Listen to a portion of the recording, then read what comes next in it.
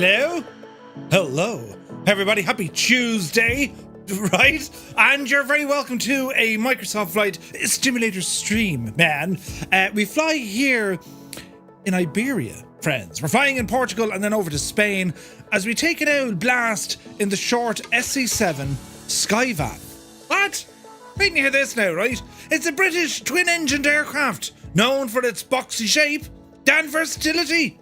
Not to mention its character, a bit like myself. It was nicknamed the Flying Shoebox. Right, that's what we're going to fly in this evening. So we're going to begin our journey tonight. We're on the ground here at a place called Francisco C. Carneiro Airport. Right, let's go with it. Lima Papa Romeo. We're in Portugal, in the city of Porto. And as we take off, we'll get these spectacular views of Porto's famous Douro River, right? And of course, the city's historic architecture. Our first stop is going to be at a place called, wait for it now, Bragança Airport, Lima Papa Bravo Golf. It's a small regional airport in the northeastern part of Portugal. Nestled in the mountainous regions of Trás-os-Montes, right, we're going to head to the Matacán Airport, Lima Echo Sierra Alpha, located near the historic city of Salamanca in Spain. Our final destination will bring us out to Madrid International Airport, Lima Echo, there we go, Mike Delta. It's one of the busiest airports in Europe, and I was in Madrid. I drove around Madrid. Madrid has an M7 HADS and an A50, not unlike the M50. Right, so that's what we're doing. So sunny weather, really warm, really beautiful, and an aircraft. We checked it out in the news here last week, and I said, you know, it was a bit of fun, so we go for an out flight in it, you see. So that's the plan of attack. Do you know? So how's everyone's day? How has your Tuesday been? I was flat out busy in work today. Not a moment just before the stream. The world's biggest spider you've ever seen in your life was coming down from a fan. There's a fan up there. You can't see it, but there's a fan up there, right? It's my only fan. And he had a goatee. He was wearing a waistcoat. He had an eyepiece glass thingy and smoking a cigar with a cane and a top hat. And he was on the way down, and I said, Jesus, don't go through the blades, otherwise things will get, well, I won't know where you go. So I had to kind of do a rescue mission. At the same time, I don't like spiders, so it was a case of and then eventually I got him on a duster and I've released him into the wild, the back garden. And it'd be like a scene out of a movie. It's either get buried by a bus or, like, you know, an eagle comes down and nabs him. Spiders, dangerous things, them, you know, Jesus, no. But anyway, apart from that, hope you're all keeping very well. As I said, back to work today, Tuesday. The good news is 1 day down, 3 to go as we approach the weekend. And that's good news because, well, the weekends are just where it's all at, do you know? So, I'm looking forward to flying this thing. We gave it a test flight on Wednesday, and I've seen you guys fly it a lot, and I'm hearing great things about it. The Skyvan. They were built up in Belfast, I think, for a while, and then you know, across the pond as well. So it'll be interesting to see how this one kind of, do you know what I mean? See how it fares out for a flight tonight. Do you know? So anyway, have you any old news or scandal? I see Twitter putting up the prices. Did you see that? News to me, but sure, no doubt they'll have an idea, or to say something. I don't know. To say something, right? Yes. Up the rates. Is it they're in survival mode? I don't know. I need to read more. I just saw the thing on Twitter, or X. Twitter X. Why is it still called Twitter then? Who's in charge of these things? The artist formerly known as Twitter? It's X. Breakups are never good. X. Why go with X? Right. Am I alone in this whole thought process? If you're going to name some sort of a social media platform, I know, like, it's simple. X marks the spot. But now you can't tweet anymore. You can still be a twit, but you can't tweet. You X. I X'd someone the other day. You what? Right, do you know? We don't make the rules, friends. We just play along. But anyway, who's here? Airlock Doc is here. He says, happy Tuesday. I put lipstick on the pig, and well, it's still a pig, but we'll fly her anyways. AJH man, it's great to see you. Toto's in the chat, welcome in. Super Typhon, AJH man, hope all is well. Fierce Wolf is here, looking fierce and wolfy. You're very welcome aboard. Tarnished Mossman, hello. Rambog Mort is here, good to see you, man.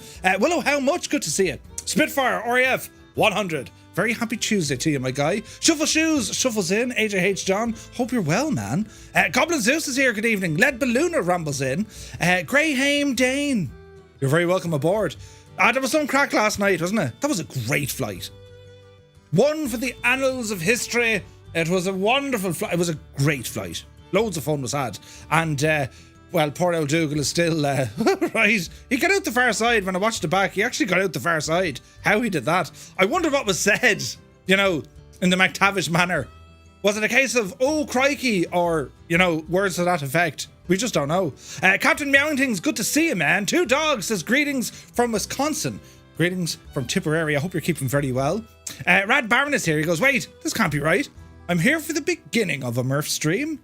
Right, this is where all the crack happens. Kozaki, good to see you. Welcome in. Sterling says, good day, all. It's a great day to fly. A product of Irish aviation technology. Yes. There was science put behind this gadget. It's interesting now, do you know? So we'll see how it flies. Lee Dixon on a 20-stream streak. That's insane. Thank you very much indeed. Now, let me see. Did anyone see the trailer of the new Alien movie? Looks promising. Are they just doing a remake, or is it like a sequel or prequel? They've pretty much done everything they can with that franchise, in fairness. But I haven't seen it. Is it good? Hemmingbird is here. She says, I took a load of watches into the bank today. I thought it would save time. Happy checks day, Tuesday. Welcome in, Hemmingbird. Jesus, that was loud. Thank you, Hemmingbird. Great to see you. Mr. Z Rider, 39 months. Thank you very, very much indeed. This support is insane. Thank you very much. Canoe Head 2, he says, hello from 7,147 kilometres west of Tipperary. Hello there, man. You're looking well. Jesus, that's a bit of a distance, isn't it? Great. Muse Van is here, bursts in the door with his left elbow. He says, how are yous mad jokes yous? Happy Tuesday. Welcome in, Muse. Hope you're well, man. Hope you're rested. You know, you were away at the weekend. You're back. Did you get sunburn? Did you actually get sunburn? I reckon you did. You had to have. Us Irish people don't do well in the sun. You know, unless you're Gibbo. Gibbo tans. I don't. I burn. I reckon Muse burns as well. But anyway, Balut is here. Good to see you, man. Let me see now. Over here. Viper Strike rambles in. He says, good afternoon, Murph and chat. Baby, yeah. Yeah, baby. Currently flying from Fiji to Sydney. Ooh, nice, man. Nice. What's the weather doing? Why don't you, Danny? He says, I've been to Porto. It's a beautiful city. I haven't been there. I haven't been to Porto. And, well, in Portugal, you kind of have three main areas, especially around the airports. You have Porto up north, you have Lisbon out on the side, and then you have Faro down at the bottom, all around the Algarve neck of the woods. Isn't that kind of, do you know, packaged holidays? That sort of crack, do you know? But I believe Porto's supposed to be lovely. Now, was he a web designer?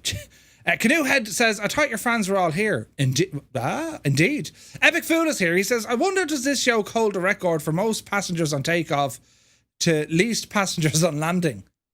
I reckon it does. I reckon more people have jumped out of this plane than they have actually landed in it. That's like, right? Now, QC Frank, it's Saturday for him. Happy Saturday, QC Frank. Vasco from MSFSaddons.com is here. Good to see you. He says, Murph, you're overflying me home. Put on the kettle, Vasco. Brilliant. I love what you did at the place. It's very hospitable and welcoming. Yeah, it says, excellent hostage. Great to see you, man. Hope all is well. SK Sun is here. Good to see you. Where's my tunage?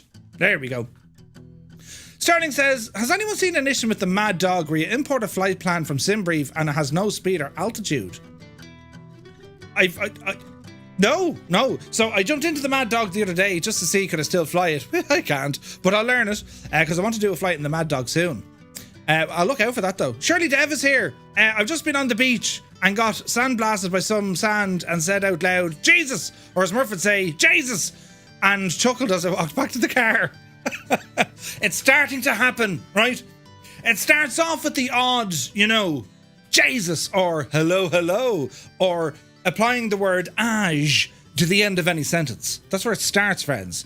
Next thing you know, you'll be wearing Crocs. Jesus. Shh, you'll be wearing Crocs.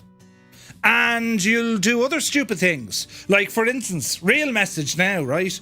So, I'm sad. I do an operational order, anytime I'm going away. So, you know, my nearest and dearest know Who am I? Where am I? How do I get there? And how do you stay in contact with me? So I'm doing one up for like the week after next, heading out to the United States of and America, right? We're heading out to Vegas. Well, I'm heading out to Vegas, but there's loads of other people going there. You know what I mean? Anyway, I was looking at the flight. I'm flying from Shannon, and I'm going to be like the most critiqued. Hang on. How do we phrase this one correctly? I'm going to be critiquing the bejesus out of the pilots. You're doing it wrong. You're supposed to hold short. Right, it'll be one of those as we depart Shannon. And I fly into Chicago O'Hare, right? And I looked at the gadget and I said, yeah, you take off at this time, you land at that time, and you have 1 hour and 13 minutes for the connection. Oh, yeah. Then you take off from Chicago and then you go to Las Vegas. Right, grand. Then I said, right, well, where do we fly into and where do we fly out? So onto the machine of Google I went, and I realised that the international arrivals into Chicago arrive at Terminal 5. Grand, says I. And the domestic flights are going from Terminal 1. Right, says I. So I had a look at the map. Now, I've said this before about the Americans. Why on earth do you build things so big? Chicago O'Hare Airport is roughly about the size of Carlow Town, right? Massive, huge, absolutely huge. And however long it takes you to get from Terminal 5 all the way to Terminal 1, well, it takes quite a long time. Then you have to get your bag and baggage, right? Put it into a gadget, go back through security. Your identity could have changed between landing and, right? And then go off. And I started reading into it and I said, it should take about 3 hours. Oh, bother, I said. Oh, blast. Oh, right. Or words to that effect. And, I was like, well, that's not going to work. So what's the next flight? So it's about 2 hours later. Yeah, they'll probably just put me on the next flight. Grand. Then I was looking at the return leg and I was thinking, well, Jesus, what if I get a delay coming home? And if I do get a delay coming home and miss my flight into Shannon, well, they're going to fly me over Shannon as I tell the passengers, look, there's my Skoda down there, look, on my way to London Heathrow. Then, friends, from London Heathrow, I have to go all the way, Jesus, back to Shannon. That would not make for a nice trip at all. No, in fact, I wouldn't like that one bit. So I started getting all, oh, Jesus, what do we do? What's going to happen? Do I know anyone in Chicago? Hey, what's the story here? And then, through my own genius, I looked at Flight Radar. And I saw that today's flight landed at Terminal 1 and the flight from Chicago down to Vegas departed Terminal 1. And then I did a bit of research and yes, because you have pre-clearance in Ireland, they'll land you at Terminal 1. So what I thought was going to be like a 3-hour connection, it's about 20 minutes. So that's what I was worried about today. Whatever gets on your gears, it grinds my gears. But I was terribly worried, but now all is well. Right, so moving on from that dramatic, abrupt thing, right? It's about a 20-minute turnaround time. And then heading home, think of like an hour and a half in the airport, which is mad. But anyway, everyone's putting the prices up. It's getting nuts, Spitfire. It absolutely is. I haven't heard anything from Twitch. I need to read it and see what they're at, because I don't know what countries it applies to. I'm almost certain, didn't the Americans and Canadians get an uplift already? I don't know. I honestly don't know. But we'll find out what's happening. Stuck TV, good to see you. Ashley's in the house. I still call it Twitter and, well, tweets. Yeah, do you know? Twitch should become T. Wait, what? Muse fan says, agreed. X was the dumbest name he could have come up with. People are still calling it Twitter because it sounds silly calling it X. Yeah, do you know what I mean? We're talking about it now, so marketing worked. That's something. Trits4 is here, good to see you. Mosh Pit is in the house. The guy who wants and is actually able to buy 300,000 NVIDIA GPUs is running X. Mind blown. Indeed. Care85, good to see you. Grand Wazoo is here. Squawk Ident, you're very welcome in. Good evening. Mr. Scoo, hello there. Hope you're well, man. Rad Baron says, Elon has a thing for X. He tried naming his PayPal version X and cam domain since the early 90s. Really? That's mad. Mr. 90 is here. Good to see you. Is it Two-Tone Tuesday already, says Eamon? Indeed it is. You're welcome in. Anov is here. Good to see you, man. Airwolf has subscribed 26 months. Thank you very, very much indeed, Airwolf. Cheers, man. Now, let me see. Now, he burns all right. He burned, did he? Jesus. Actually doesn't burn. Hi there in the Belfast Concorde then. Yes, Sunjammer. Yes, we are. Loads of fun. Went for a mortgage renewal yesterday. I'm pretty sure I got scammed by the bank. Oh, Jesus, Frank, really? Neo, good to see you, man. Mew says, I got a bit burnt on me neck. I wore my TTM polo shirt on Sunday, and now I have a red triangle on my neck and chest. Yeah, right? It has the UV protection of, like, nighttime. Brilliant. Brilliant. M. Dar, good to see you, man.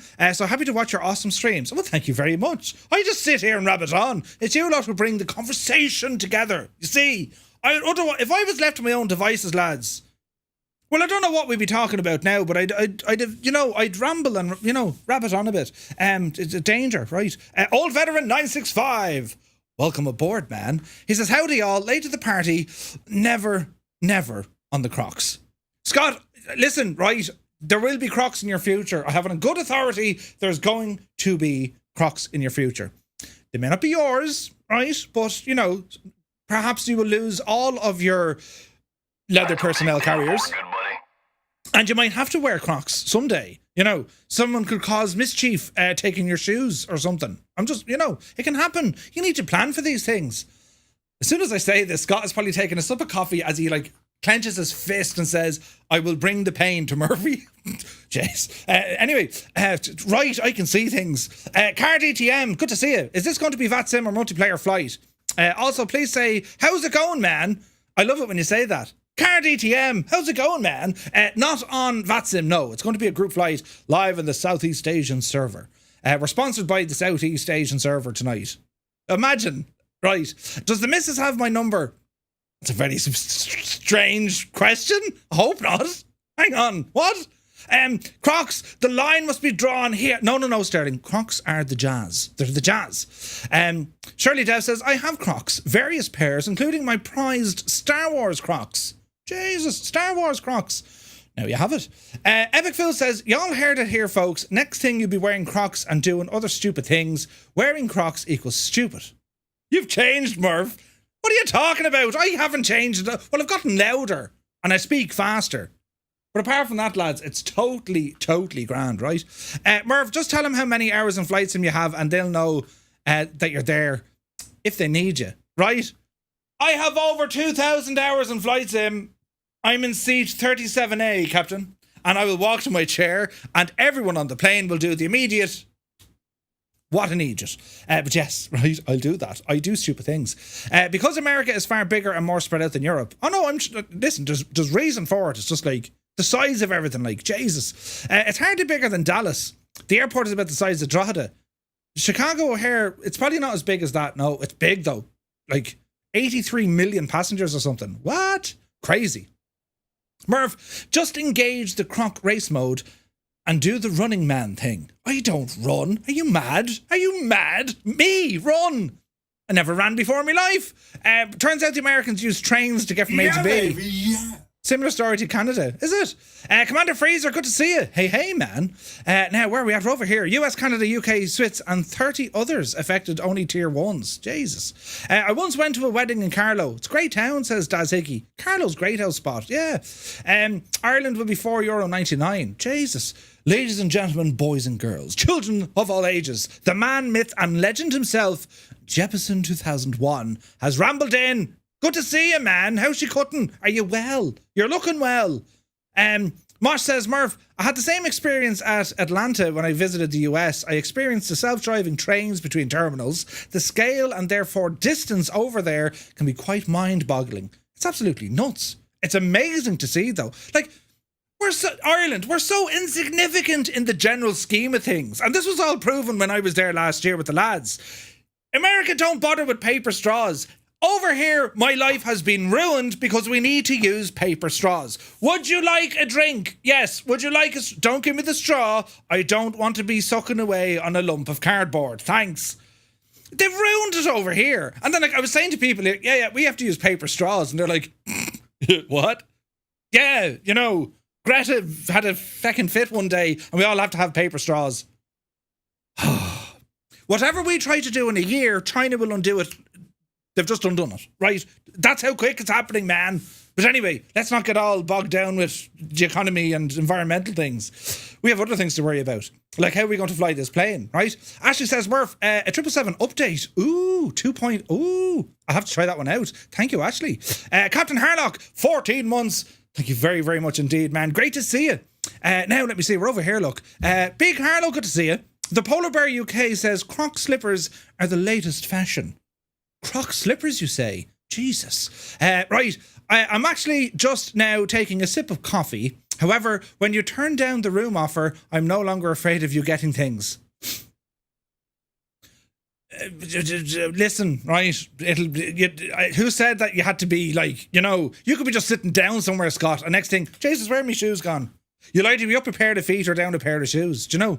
My son's sunscreen rating is stay in the house. Brilliant. Scary Wolf says, even the table and chairs can bring the pain to Murph. Anything. The number bit was about you saying that you had a plan for how to get in touch with you at Expo. Oh, very good. Very good. Scott, I think I do have your number. I'm almost certain I have your number, but if not, I'll grab it again. Retriever Neil, good to see you, man. The Skoda so far, typical. The Skoda is getting its new windscreen on the 6th of June. That's the day after tomorrow, D-Day. Or in my case, windscreen day. Right, Operation Windscreen. And I'll give you the full running documentary. As it happens live, events will occur in real time. I'll give you the whole running commentary of it. For things like you can look forward to is the man with the van has arrived. To be continued, And then like an hour later, the man has taken out the cracked windscreen. Where will it go? Right, it's going to, lads, I'm telling you, clear your schedules. It's going to be huge. Two Dog says, Chicago O'Hare has the Berghoff Cafe by gate 25. Ooh, sweet. Please wear a TTM pilot's cap to the plane. I'll just ramble into the cockpit. Hi, John, great to see you. It's Paul. That's right, John. But yes, gate C25. Right, Crocs are legendary. People who are against Crocs have no emotion. They've no emotion, right? 2,000 hours of which 2,384 hours were spent on debugging and crashing. That's very accurate. Very accurate. That was like a VATSIM controller going on with a real controller about how he controls. They were very concerned when we visited DFW and someone bringing that up. Really? Jesus. Mrs. Hetty Wolf, good to see you. I would like 2 bottles of Bell's whiskey for my grandson. Huh? Sure. I'm in a glass case of emotion. If you're drinking something with a straw, you need to change your drink. Hello there. I'm not a paper straw fan either. I have 3 plastic straws. If I have to drink a straw, yeah, Jesus, like, how dare she? How dare she? Right, we need an emote. Hate paper straws, wasted for 3. Briggsy, good to see you. Hello, my best Irish fellow. Do you have the T6 Texan? I do, Briggsy. Fly along. You don't have paper straws over there, do you? I'm happy I now got a new pair of trainers. Sun Jammer, you missed out. Happy Tuesday, says Paparazzi. He goes, I need more days off to keep up with the streams. Yeah, we're giving it socks at the moment. Refund, Murph can't show the... Refund, Murph can't show the babe. Don't mention that thing, right? That's slightly out of focus. Hang on. Now... It's the little things. Anyway, we need to get going. We're here chatting about me all day. Murph will walk onto the plane and be like, if this thing CTTs, I know how to sort it. Right? Infidel Fireman is here. Good to see you. Dibby G, welcome in. Out of the 4,111 hours B. Carlo has, I bet 2,000 hours are in the loading screen. Yep. Very, very accurate, right? Joe Palmer, welcome in, Joe. Hope you're well. And to our friends on YouTube, a very happy Tuesday to you. We have Nutty Slack. Good to see you, man. Who else is here? Jesus, all the stuff, right? All the stuff. I'm catching up here now. Let me see. Is it a Jakekin? Subtitles are not available. Good luck. Are there no subtitles on it? No. Arctic Chill, welcome in. Mal Walsh is here. Welcome aboard. Hope you're all keeping very well. Norbert is in the house. Hey, Norbert. Let me see here now. Arctic Chill says hello from Alaska. Hello from Tipperary. I hope you're well, man. Right, now, it's time to, it's time to get going. We'll do the transition. Are you ready now? Are you all set? Jesus, you have to pay. You're right. We'd have to pay money for that. That's like, I'll create that as a transition. Oh, jeez, I'm after breaking my microphone. I'll create that as a transition and sell it on the interwebs. That's just what's going to happen. Do you know what I Now, Flyer 10, good to see you. Tom Jordan is here. How's it going, lads? You're all very welcome in. And, well, here we are flying in the Skyvan. You know, the flying shoebox. And, well, I don't know. I'm kind of liking the look of this thing. Even though it's weird, it's just like, yes, this looks nice. Do you know what I mean? I'm late this time. Normal service resumed. Indeed. Last weekend I learned that the T6 Texan is called a Harvard in Europe. Is it? Oh, wait. That's the old one, Muse fan, isn't it? The very old one. Yes. Conti has a Greta emote. You might need one too. I think so. Right, anyway, our flight plan this evening, lads. Hello, Nevergraph. Taking off from LPPR, 96-mile hop over to LPBG. Then it's over to LESA as we cross into Spain. And then it's over to Madrid. Nice. Now, the weather's looking kind of decent here as well. Now, we're parked down here, and I reckon it's going to be runway 35 for our departure. Let's have a look. Airport, runway, yeah, 35 is giving us good. I'm on live weather. That should be interesting. And, well, let's see what the gadget is going to do. Right, so, reset the view. So, the Skyvan, it's a nice kind of looking machine, this, right? Any connection between Shorts and DeLorean? I would say they both went out for a pint. And, you know, they discussed kind of mad-looking designs. What are you making? I make cars. What do you do? I make airplanes. We should become friends. Do you know what I mean? But Jess. Hey, P.S. Miranda. Hello there. You're very welcome in, man. Good to see you. But yeah. Isn't this mad-looking? It's a unique machine. It's actually built for purpose in terms of that shape. It was to mimic that of a railway car, as in for cargo, loading cargo. That was the idea behind it, right? And well, the engines supplied by it, they're not your normal kind of Pratt & Whitney stuff. They're a different brand. I have the name of them over here. We'll go looking at them. And the aircraft today, well, you know, her primary use was kind of cargo movement. And then, of course, it became very, very popular with parachutists. Which is nuts, right? Finally a plane I can draw. Brilliant. But it's very popular with parachutists the worldwide. Because, well, it has a big, massive ramp on the back of it, you see. And there's plenty of space inside for standing up and all that sort of jazz. You don't need to be too worried about sitting down, look, right? So, it's done quite well. Now, the configuration of this aircraft, I don't know, it's kind of like, is it like some sort of an air ambulance, maybe? Or, you know what I mean? But it was built by Builds in the sim. And well, they've done a great job, I think. It looks incredible. Hey, Zybok is here. Good to see you, man. What happens when this aircraft goes past 88 miles an hour? We'll see some serious stuff. But right, that's the hack of it now. So we're going to jump in and get ourselves started up. Baby hits 88 miles per hour. Oh, Jesus. See some serious shit. It's a man cave with wings. Indeed. Right, welcome to the cockpit. And yes, we have to figure out how to fly this thing. Which should be fun. So this is my main view here. So we're going to start off at the beginning. We're going to open up the fuel valves. Up you did, go. And next up, lads, we're going to get some electrical power in. So we'll put on our batteries 1 and 2. We'll put it onto ground. And we'll get our inverters turned on here as well. Yes, it's doing its thing. So we can come over to here to a little EFB and we get all the doors closed. We can have a look at the map. That's grand. Our options. Classic cockpit, yay or nay. I'm going to go with nay because I want my GPS units there. And, well, that looks grand there. Oh, we do have a little checklist here as well. That's nice. Right, what else are we going to do? Fuel is going to be next. So, lift up the armrest here. Let's have a look.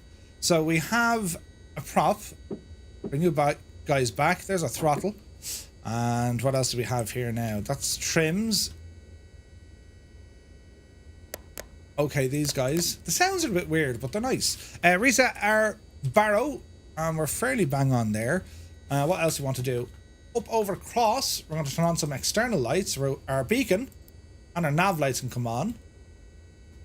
Next up then, we've a bit of crack up here now. What does this do? Don't worry about that.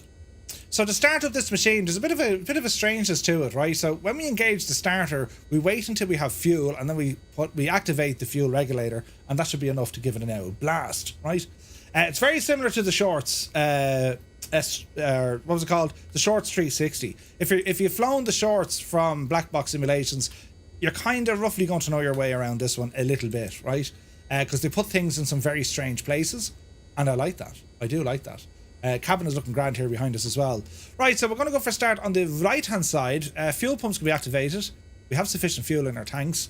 Let's just give it an extra blast. 83%, sure, why not? Hydraulic pump can come on here as well.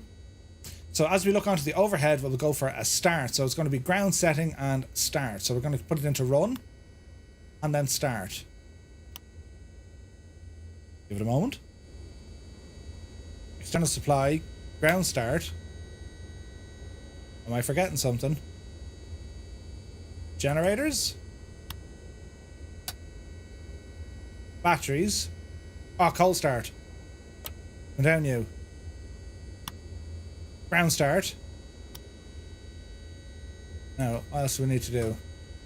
Fuel is on. I don't know what that one does. Am I forgetting a big step on this? Don't panic, lads. They go into start. That opens. They go into start. The fuel valve near the starters. Have I not turned on the fuel? Normal supply. No, they're normal. Fuel valves. Fuel regulator. Engine start. Ignition. Ah, good man, Murphy. Right. Normal. Isn't it that one? It is that one. Right. Jesus, for a second. So we're going to monitor this. Look for rotation. And once we see rotation, it's going to be introducing fuel. There she goes. And there she goes.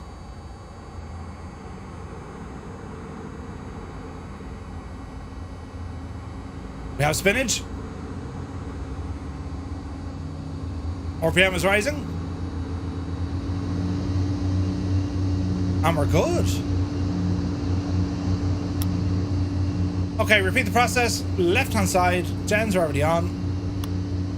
I'm going to start. I always forget that little switch. Spinach. And we're going to wait for some fuel flow. There's some movement. The regulator. TOT is starting to rise. And we're looking good for a start. It's a Star Trek shuttle. Oh, it's like that as well. Yeah. Spinach. And we're looking good. Alright. Okay. They're good. That's good. Internal star power. Normal. Hello? Flight. Now, why is it in ground start? Normal start. There we go. I think we're looking good. Let me see. Dim Grey Fuzzy, thank you very much indeed for the follow. Welcome in, man. Now, before we go, anti-icing, no. Air intake, no. Heaters, no. Lightage, yes. Fuel pumps are on. Hydraulics on. Fuel pumps, leave them on for the moment. On over here now, get some additional lights. Taxi lights are on. And I dare say, lads, the rest, I think, is good.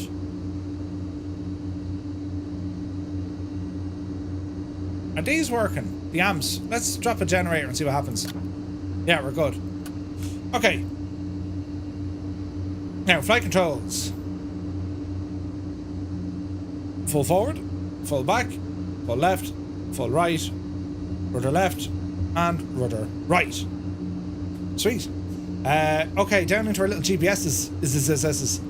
So we're going to go down here, we're going to go into flight plan, and we're going to start putting in some information. So we can type these. So we'll put in our departure airport LPPR, and we'll go ahead and hit enter. Next waypoint is going to be LPBG. Bragança LPBG, yes. Next waypoint, friends, is going to be LESA.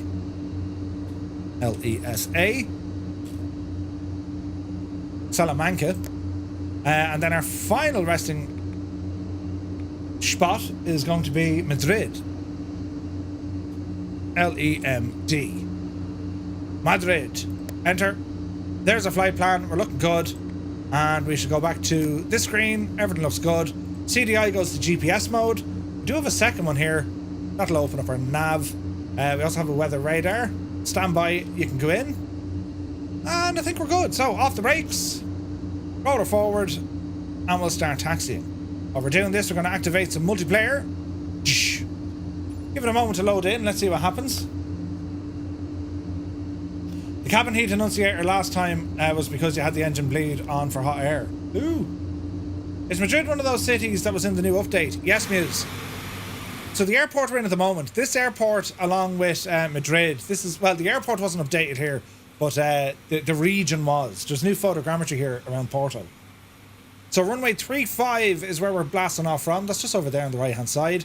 We're on live weather and the timer brought it back now to about 10 to 6, 1750 hours. And that should give us kind of a nice arrival then into Madrid. Otherwise it'll be purely night time, do you know what I mean? So, well, so far so good. It's a very bland airport, this. I could have went for, I'm sure there's custom scenery for here, but like, you know. Thinking about this aircraft, says Area 10. So far so good, what do you think? By the way, hello from Mississippi. Hello from Tipperary. Yeah, but listen, we brought it for a quick flight last Wednesday. And I haven't really spent any sort of time in it. So tonight's mission was, well, we're going to get to learn the airplane, right? No Nemo livery? No. I went with the incredibly boring green. The old ODs. So, yeah, let's see what happens. There are some really nice liveries for this thing. But I like the cut of the jib of the old military one. Do you know what I mean? So, listen, let's see what happens. Now, in terms of an autopilot, we do have an autopilot. I can't set altitude, but we'll do all that manually. It's a bit of a funny old autopilot. We should be grand. Now, for takeoff, notches of the flappes. FlightSim.to has a nice one that works well with the new photogrammetry. Oh, Winkle Gassler. Nice, dude. Okay. Hey, we got some nice planes with us already. Jesus.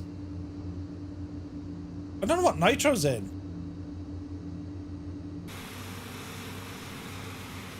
We have some selection of different airplanes, lads. This is looking mad.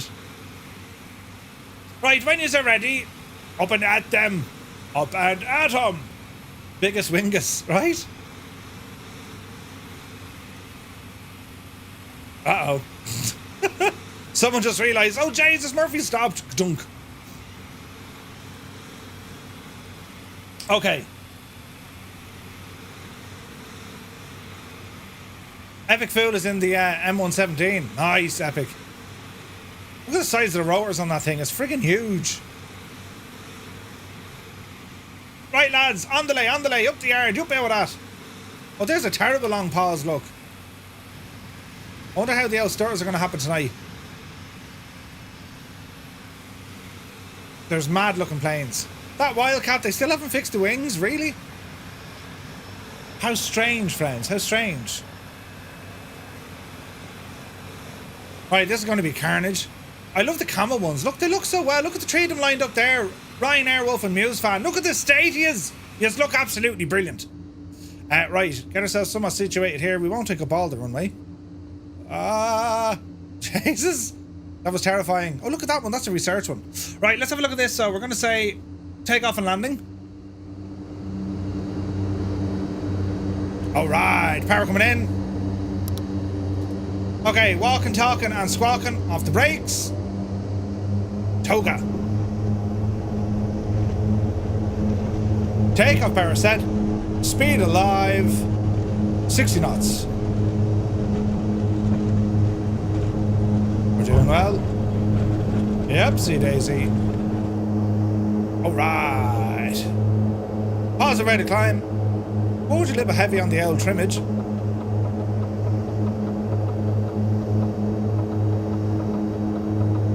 Alright, easy. Does it fly the runway heading? It's very stable in the air.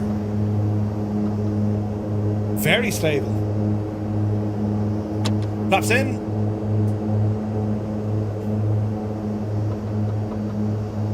Oh, look at that. They have the VOR there in photogrammetry, look. Nice. So we're going to hang a left here, lads. I want to do a little bit of exploring over Porto.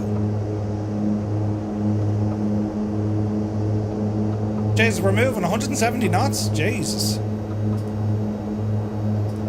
We'll take it.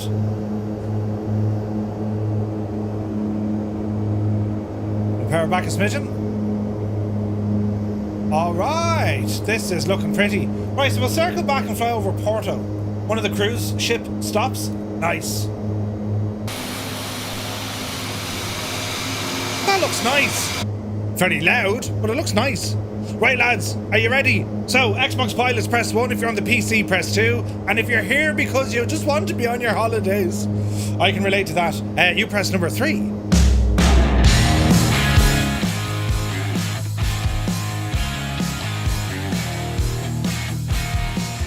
Hello, Fireflies. Welcome to the Flying Circus. We live stream every Monday, Wednesday, and Friday. It's Tuesday, Murph, at 1900 Zulu time, right here.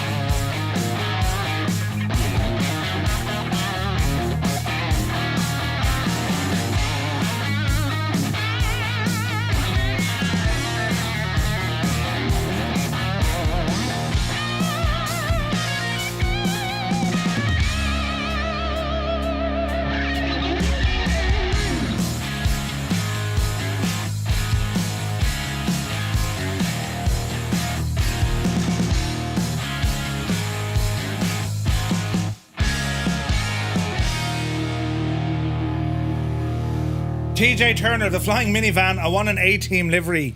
Yes, 1,000 times yes. That's awesome. We got 22 on the PC, 1 on console. Thank you very much, Super Ty. There's IKEA. Only at the Kia. This is kind of decent, isn't it? Look at the photogrammetry here. Wow, look at that lighthouse. Jesus, look at the lighthouse. Hang on a second.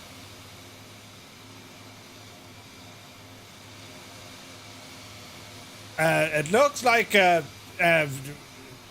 rocket. What's that, Jones? Nuts!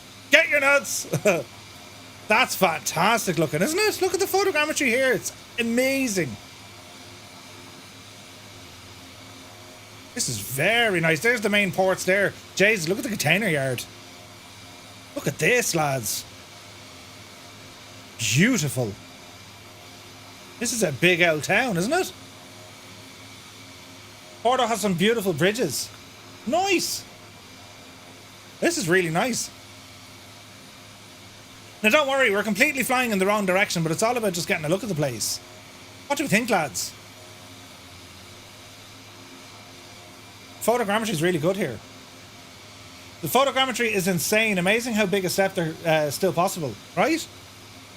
From this altitude, man, it looks amazing. This is beautiful. Now here's kind of downtown neck of the woods-ish. Oh, yes. Jesus, is very nice, isn't it? This is pretty. Nice marina over there. Is it too early for a bridge? It's never too early for a bridge. It's hanging out left here.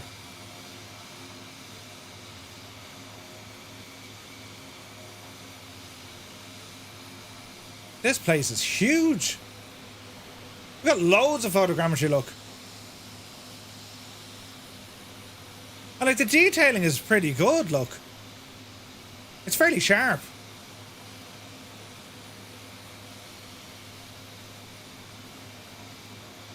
Gorgeous.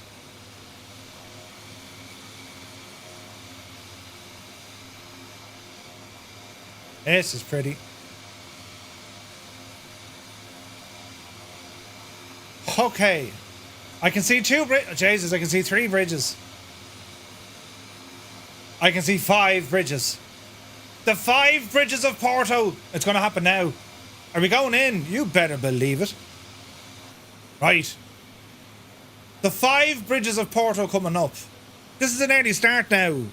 I mean, you know what I mean? Hang on to your hats, boy. There's nothing here to be worried about at all. We just kind of lie back and think of Ireland, you know, and it'll be grand. But yes, we're going in.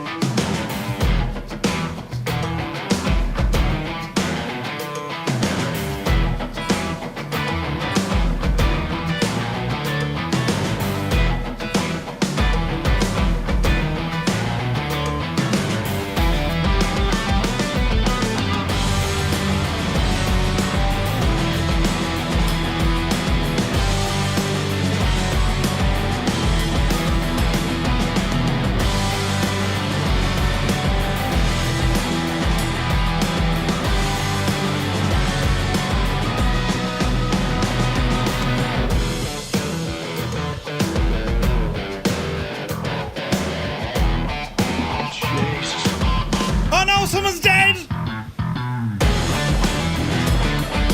Someone has hit the bridge!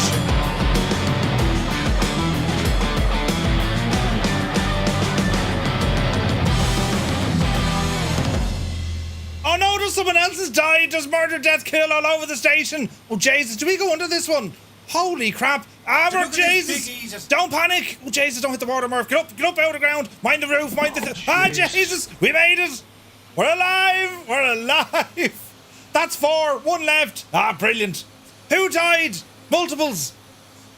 We regret to inform... Jesus, look at the photogrammetry, though. There's El Cid or something, is it? Did you see your man? Oh, Jesus. Did you see it? Your man is on the side of the building. Right. Jesus, look at this. Is terribly nice, isn't it? There's a nice cathedral. Jeez, we're going to need to visit that place after this, I think. God almighty. This is beautiful. Don't hit the bridge. Don't hit the last bridge now like I'm up at. Ah, brilliant. We made it, friends. Yes. We have completed all 5 bridges. We've lost a few friends along the way. Oh, Jesus. Right. Jesus, that was savage, wasn't it? Porto is awesome. Let us all go to Porto and fly under the bridge.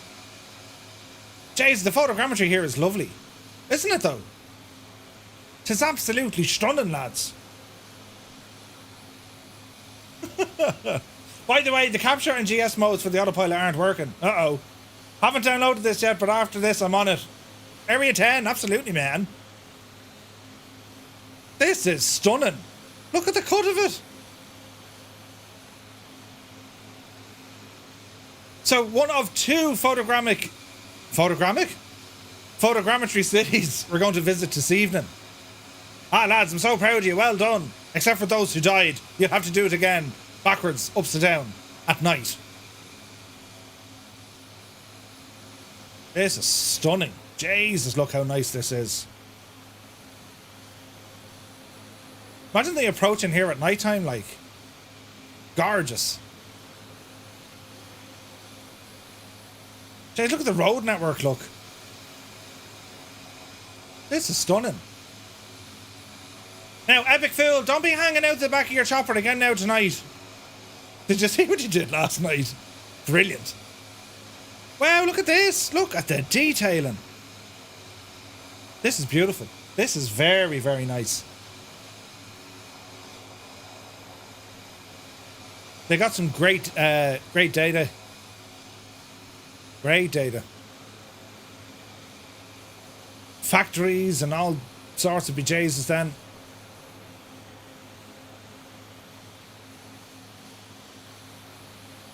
What a beautiful city to explore, right?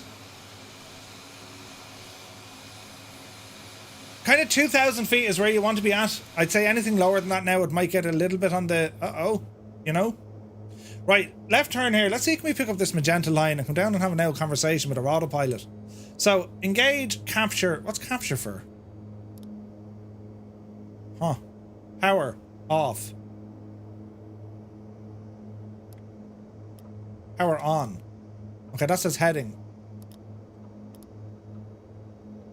I've no little annunciator to tell me what's going on. Track is GPS. Aha. Okay. Let's see what you can do, so.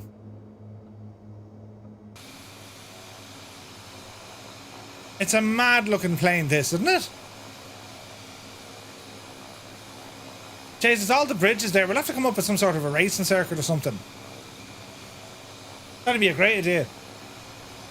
The stutterage. Uh-oh. The capture and GS buttons are glitched. Okay. I checked Discord, Merv. Oh wait, Merv says anything about 100 knots. What? Oh, that's ooh.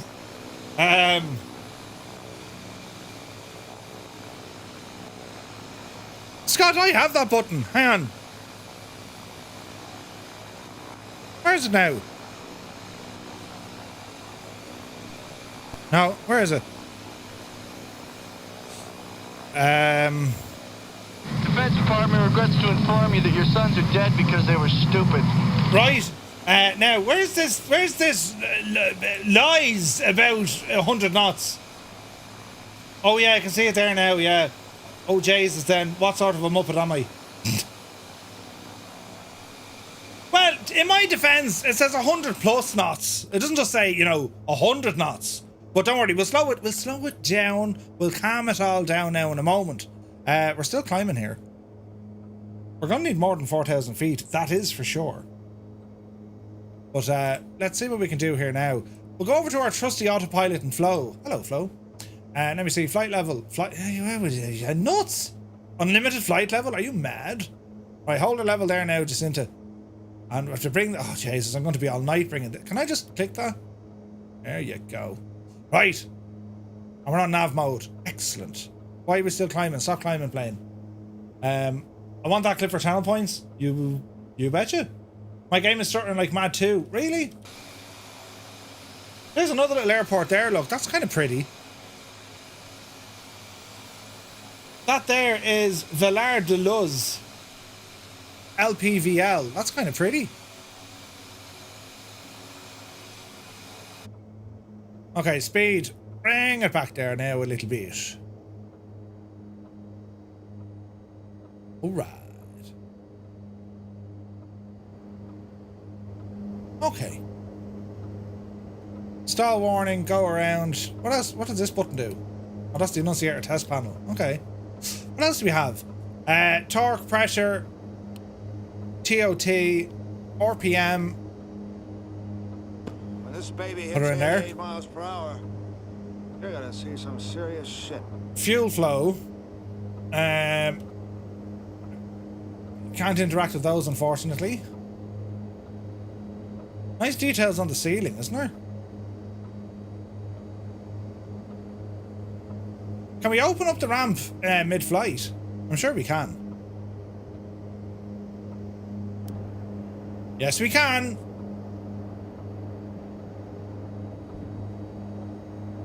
Hang on a second now. Winkle Gasser is on a stable 40. Nice. Don't mind me, we're just walking towards the back of the plane. We're doing an epic fool on it. Don't fall out, Murphy.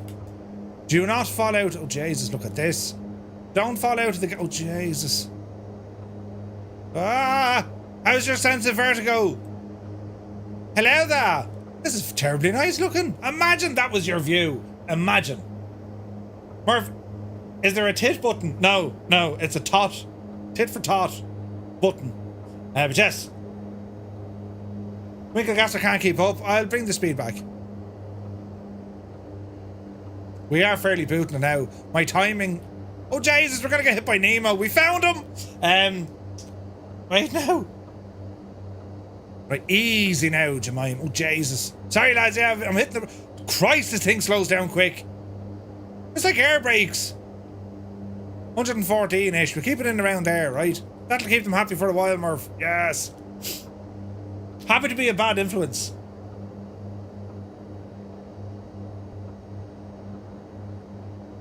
Brilliant. Nice one, Scott. We'll have to add that in. Jeez, this is beautiful though. Look at the scenery. Isn't it stunning? Hang on, this needs to be saved as a camera view. Do you know what I mean? Right, out the front looks nice, but out the back, you know what I'm saying? It's gorgeous. When you have the aerodynamics of a small town. Alright. 120 is what we're doing. And let's see how we go. Now, I have some notes. Where's the button, Murph? So, Portugal. Well, Portugal, population of about 10.3 million, capital being Lisbon, and the major cities, of course, being Porto, Lisbon, Braga, Coimbra, and Faro. Located in the southwestern tip of Europe on the Iberian Peninsula, bordered by Spain and the Atlantic Ocean as well, right? One more with the Prime. Thank you very much indeed. 8 months. Winkelgasser, thank you very, very much, man. Cheers. The area of the country, it's about 35,000 square miles. It's freaking huge, right? And the mainland Portugal, well, it's divided into 18 districts. You also have the autonomous regions, including the Azores and Madeira, which are also part of Portugal. The region, now known as Portugal, has been inhabited since prehistoric times. It was once part of the Roman Empire. Yes, friends. After the Roman Empire, the Visigoths controlled the region until the Moors invaded in the 8th century. The... how do you pronounce that one now? The Christian Reconquista gradually reclaimed territory, and in 1139, Alfonso I declared himself King of Portugal. During the 15th and 16th centuries, Portugal became a global maritime power, spearheading the age of discoveries. Notable explorers like Vasco da Gama, who found a sea route to India, and also Pedro Álvares Cabral, who discovered Brazil, expanded Portugal's influence. It's terribly interesting. Union with Spain and Restoration. Portugal was united with Spain under the Iberian Union from 1580 to 1640. The Portuguese Restoration War led to the re-establishment of the Portuguese monarchy in 1640. Portugal experienced political turmoil in the early 20th century, leading to the establishment of the first Portuguese Republic in 1910. The Estado Novo, authoritarian regime led by Antonio de Oliveira Salazar, ruled from 1933 up until the Carnation Revolution in 1974, which restored democracy. Portugal joined the EU in 1986, and it's been kind of pretty much there ever since. Portuguese, of course, the official language spoken here by the entire population. Portuguese is also a global language spoken in such places as Brazil, Mozambique, Angola, and even East Timor. Portuguese cuisine. Now we're getting in there. It's known for its rich flavours and diverse dishes. Key ingredients include seafood, oh no, pork, yes, olive oil, yes, garlic, spices, kinda. Notable dishes include a salted called bacalhau. Bacalhau, it sounds Klingon. Caldo verde, kale soup, and is it pastéis de nata? Custard tarts, lads. Custard tarts, right? Fado is a traditional Portuguese music genre characterized by the melancholic tunes and lyrics, often associated with the concept of saudade, a deep emotional state of nostalgic longing. Very emotional. Folk dances such as the Vira and the Corredinho are also integral to the Portuguese culture. Portugal hosts numerous festivals throughout the year, celebrating religious, historical and cultural events, and popular festivals include Carnival, the Feast of St. Anthony in Lisbon, and also the Festa de São João in Porto. São João. So João is pronounced, well, it's pronounced João, because I knew a dude from Portugal and his name was João Vieira. We called him Wow. How are you, Wow? But it wasn't too far off how you pronounce it, right? The Portuguese economy. Key industries including tourism, of course, bit of agriculture, fishing, textiles and manufacturing.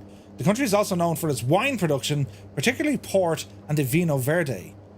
Tourism, of course, significant contributor to the economy, with millions of visitors attracted to the historic cities, beautiful beaches and the cultural heritage sites. Lisbon, Porto and indeed the Algarve, along with the Azores, are amongst the top destinations. In recent years, Portugal has developed a growing technology sector, with Lisbon emerging as a tech hub in Europe. The country hosts several tech conferences and startups. Can they not jump out? They might. We're taking it handy though. Education. Portugal has a robust education system. Compulsory education from the ages of 6 to 18.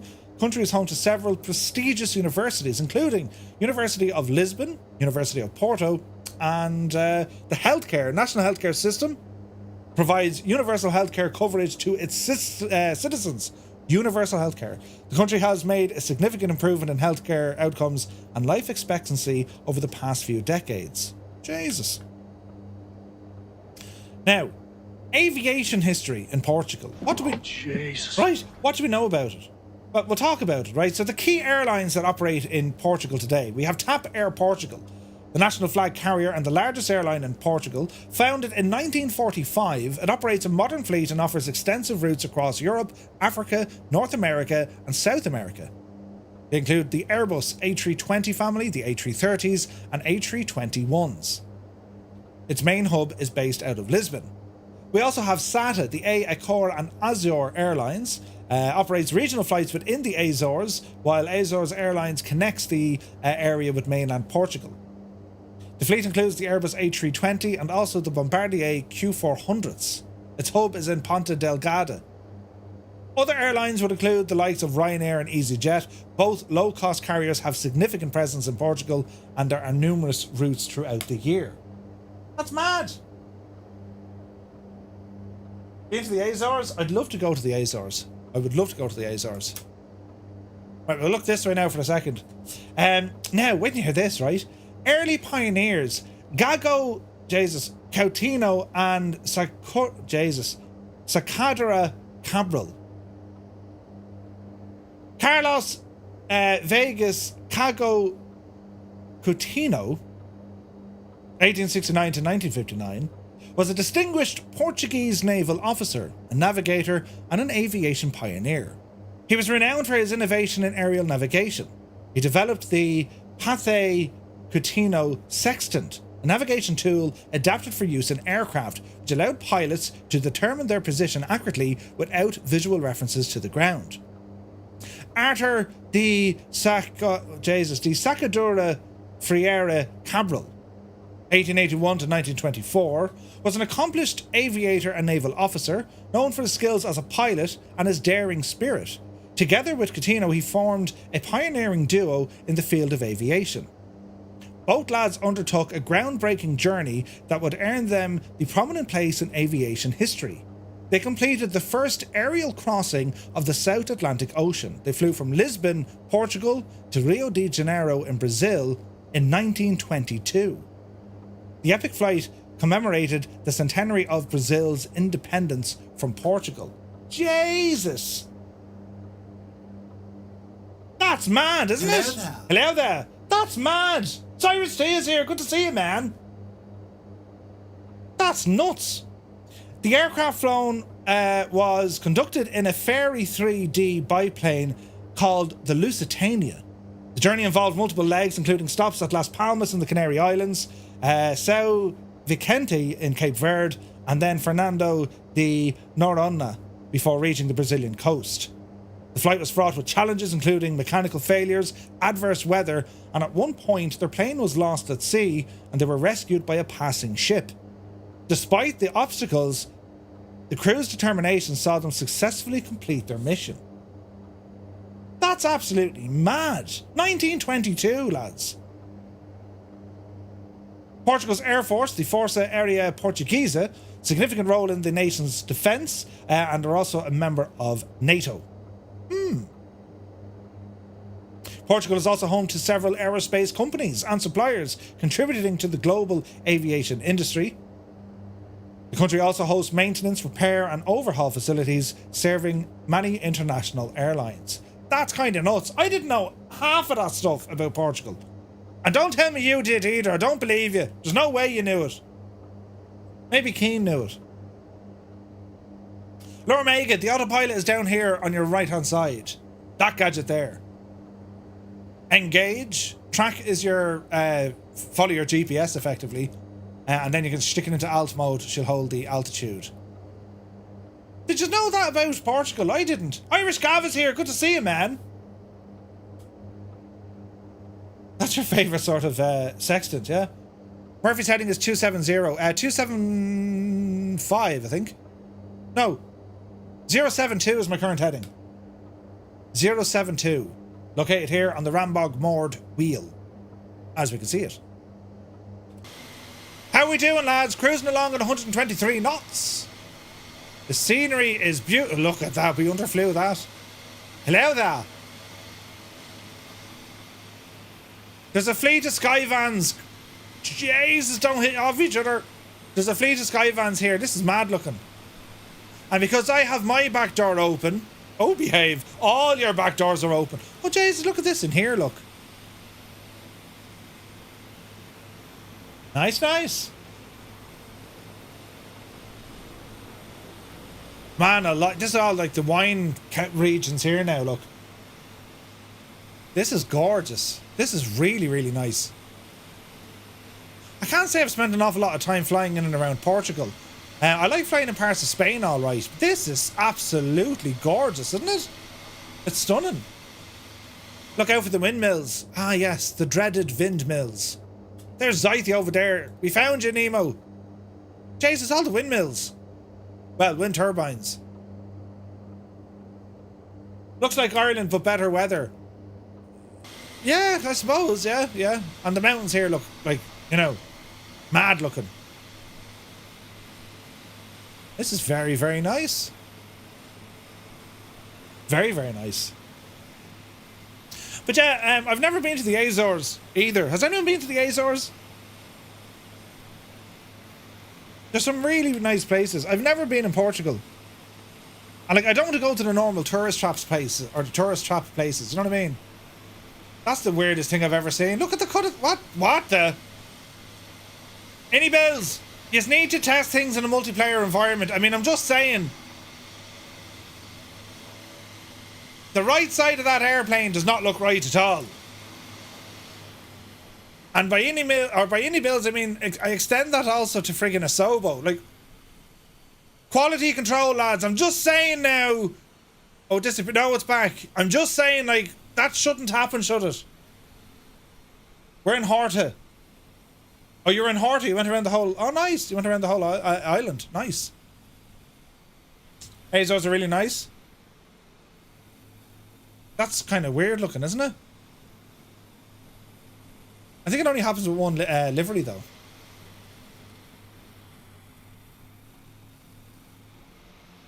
It's an advertising sign, is it? It only happens with that livery.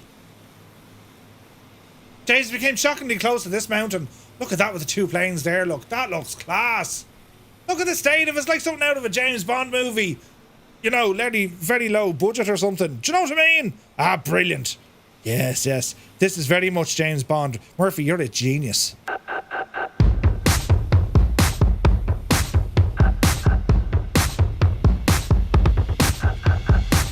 Be James Bond adjacent. And believe me, Mr. Bond, I can shoot you from Stuttgart and still have the same effect. The name's Bond. Polly Bond.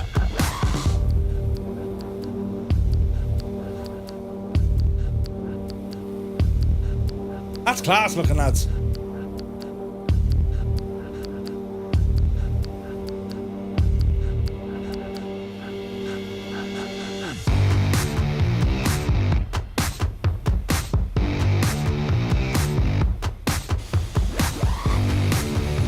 Hello there. Ozymandias, hello there.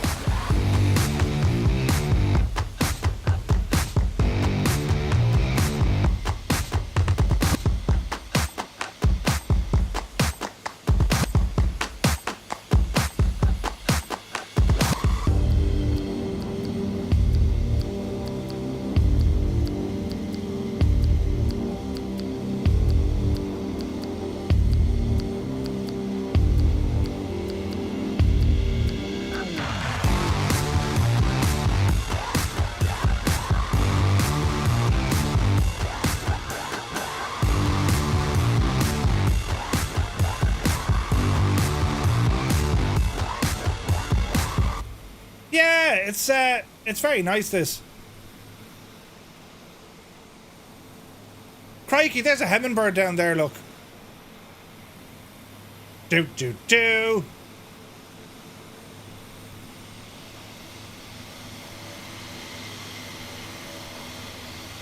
It's a nice little plane, lads. I have to say, it's starting to grow on me.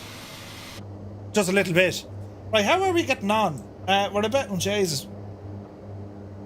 We'll keep motoring. We're about halfway to our first stop. And we'll see, we'll probably pick up a bit of speed after a little bit. Let me see now. You can now, oh no, you know a good Bond, hang on. You know you can get a good Bond movie fight scene in the back of a Skyvan. Yes, you could. But who would be your Bond? I mean, would it be Daniel Craig?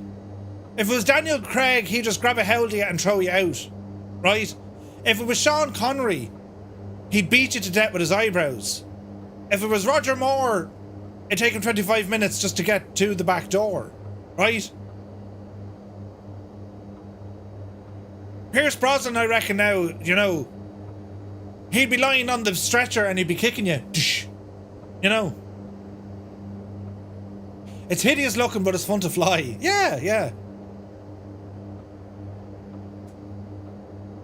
My Bond would be Idris Elba, playing the character from Pacific Rim. Not at all.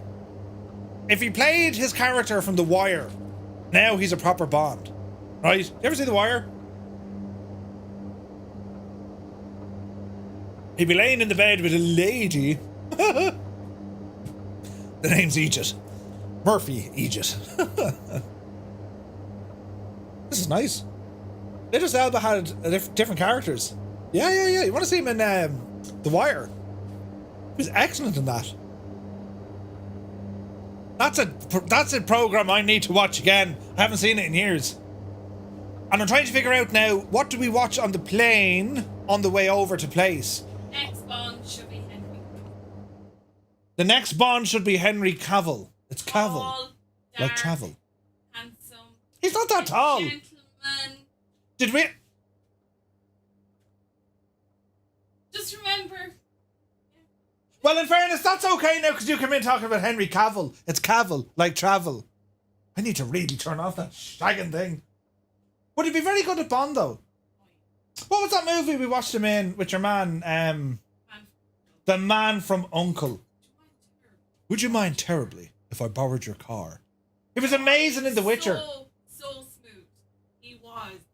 He was The Witcher. He was the only character and the only actor in the history of all actors who could like make the following sounds and you'd understand exactly what he meant. Or, you know, brilliant! Absolutely brilliant. Roach was the horse's name. Roach. Brilliant, right? The pen mic. Wait, what? The Witcher guy. Yeah. You knew it was coming. Old veteran says, hello, missus. I need to give you Scott's number. In case I'm abducted by, rock and roll loving aliens from in Vegas. The king, he's alive. Oh, that'd be me now. I'd end up in that desert where they make them movies, You wake up in your jocks. Cavill actually was a decent Superman as well. Oh, Yeah. he was. Great. Cavill is brilliant. He is, in my view, the best option. Would he take on that role? Because James Bond is not Daniel Craig. James Bond. Wait Hold now. on. Hang on now. Don't go breaking my emotions. The character, James Bond in books, is suave. Sean Connery, even Roger Moore. Oh, no. Bill Murray would have made a good Bond. Like Pierce Brosnan in the three-piece suit. Oh, Pierce Brosnan was very good. No, gentleman. For England, James. I wouldn't know what a real gentleman's like. What? That's disgusting. I'm a gentleman. I'm a very gentle man. Very gentle indeed. There definitely are some alien life forms in Vegas, right? Pierce was great. Pierce was awesome. Daniel Craig, now I have to say, I do like Daniel Craig. But my favourite Bond, Craig. Yeah. Second favourite is Sean Connery. Oh, much money, Penny. Then it would probably be Then Brosnan. Then I like George No, who was the other? He only did one, didn't he? Who was the other fella? Not Roger Moore. Timothy Dalton. Where are you with a bit of Timothy Dalton, lads? He was okay. What about Peter Sellers as Bond? Roger Moore was too old. They should have got your man out of Hello Hello. Quiet, you stupid women. He'd have been brilliant. And there was some Idris Elba would be an alright. Yeah, Idris Elba would be very good. Theo James would be good. Or Theo James? Jamie Dornan. I think Ewan McGregor could pull it off. We're here making a movie about James Bond. I mean, anyone that can play a freaking candelabra. A candelabra. Ewan McGregor could be a good one. David Niven, Casino Royale. Oh. Conor McGregor? What? The man from Uncle they had a pen communicator. Wait, what? What's Connery, Craig, and Brosnan. Ooh. George Lazenby. yeah. Dudley Moore as Bond. Connery was like that's what you have to go back to. Oh yeah, the name was Bond. James Bond. James Bond. His accent. The best James. He was very well. No, best James Bond, hands down. I don't know. It's like you couldn't have another Eddie Murphy as Axel Foley. You couldn't have Carnage another- Mossman, that's terrible. I think James Bond had a flat next to mine. All I heard all night was, "Oh, Roger Moore." That's very good. That's very good, but also that's disgusting. But it's very good, right? Lazenby was horrible. I didn't think I see it. I didn't see him. Lazenby. Who was in Moonraker? Was that Roger Moore? He had one movie. Her Majesty's Secret Service with George. Tom Hardy. Airwolf. We were only talking about that before. Now Tom Hardy, brilliant. And if you haven't But we seen, can't get away from when he spoke like this. what is the movie we seen him in? He plays the Craze. Oh my god. He plays both Craze. Both Craze. Brilliant. That's a brilliant movie. Brilliant actor. Moore was in Moonraker. That's the one. Yeah. Hey, I got it. Trivia, lads. Trivia. Do you know the cars? What cars? Out of James Bond. An Aston Martin DB5. That's classic. You know all the other cars. All the other. None of the cars matter. Even when they put BMW in there, it is the Aston Martin DB5. That is. Bobcat Goldthwait. Yes. James Bond, man. You know what I mean? James Bond. Oh, that'd be brilliant. You couldn't have someone else do Axel Foley in Beverly Hills. Ackman. Like if you remake that movie, who could They're going to remake that movie. Okay, so who are they going to put in instead of Axel Foley, as in Eddie Murphy? Clive Owen could have been a good Bond. Clive Owen's too old now, though. Now remember this, I'm going to tell you this once. My name is... What was his name? Oh, Jaws, yeah. Jaws is a great bit of stuff. iPhone was. Goblin Zeus asks, did anyone read the original books of James Bond? I began to read them. You read them, didn't you? Mr. Two-Tone read them. That's why I'm saying you need Gene Wilder. You need to go back to the stories, the books. Stone Cold. That wouldn't work. I've named. What? So, yeah. Or The Rock. Do you smell what James Bond is cooking? That just wouldn't work at all. Roger Moore. Clive Owen was fabulous in those BMW shorts. He was fabulous in what was that one about the bank job? The Inside Job. Oh, brilliant movie, lads. Brilliant. Admiral Nader, good to see you. I've been expecting you. The new villain, give a finger. Some of the Bond babes and the Bond villains were brilliant. Bond what? What? Oh, sorry. Your PC hat on. Bond girls. Bond babes. They're called babes. They were the BBs. They were, right? They were. I think Connery played Bond the best because he's always played along. Oh, look, your babe is on TV. Huh? Your babe is on the TV. Who pressed that shotgun button? Thanks, Muse. Tom Hiddleston. No. Halle Berry. Halle Berry was very easy on the eyes. Chris Hemsworth as Bond. No. He's too. No. He's too. I'm fixing my hair right now. Sort of. Too manly. Like, bulky and. No, they need to bring it back the other way now. Like with Batman, Christian Bale. Brilliant. Christian Bale could be Bond. I mean, I'm just saying. Like, if we're talking about Henry Cavill, like travel. If we're talking about Henry going from Superman to Bond, well, we could say Christian Bale going from Batman to being Bond. I mean, I'm just saying, right? We need a dark-haired Bond. Know what I mean? A dark-haired blonde. Yeah, dark-haired Bond. Oh, a dark-haired Bond. Christian or not? Keaton for the win for Batman. Best Batman, Michael Keaton. I didn't mind Val Kilmer either. No, the older ones. The new one. Michael Keaton. No, the new ones is Christian Bale, hands down. Christian Bale, hands down. And like Ben Affleck, great and all, but like, no. And Robert Pattinson. No. The vampire fella. No, what were they thinking? Grey-haired Bond. Boris Johnson as Bond. Jack Nicholson for Bond. Keaton was great as Batman. He was awesome. Oh, have you seen the clip for the new Beetlejuice? Oh, yeah. The new Beetlejuice looks great. Ryan Reynolds as Bond. That just wouldn't work. I'm James Bond. Great to see you. He'd be too funny. Oh, he's too funny. Yeah. Get way out of that. Stop shooting at us. You're a great crack. You couldn't take him seriously at all. Adam West. Best ever for Batman. Batman. Original. Oh, of course. No. Yeah, of course. Adam West. I have Adam West. George Clooney wasn't bad.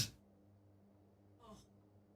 George Clooney wasn't bad. Best thing about that movie was Chris O'Donnell as Robin. Forget anything else in that movie. Jason Statham. Nah, as Bond. No. Yeah, the name's Bond. James Bond. He'd be fierce handy at driving now. He's a transporter, that lad. The film, Transporter. That wasn't a bad accent for that fella. What was his name? Jason Statham. Yeah, the guy from Gladiator. Russell Crowe. I do not entertain. 007.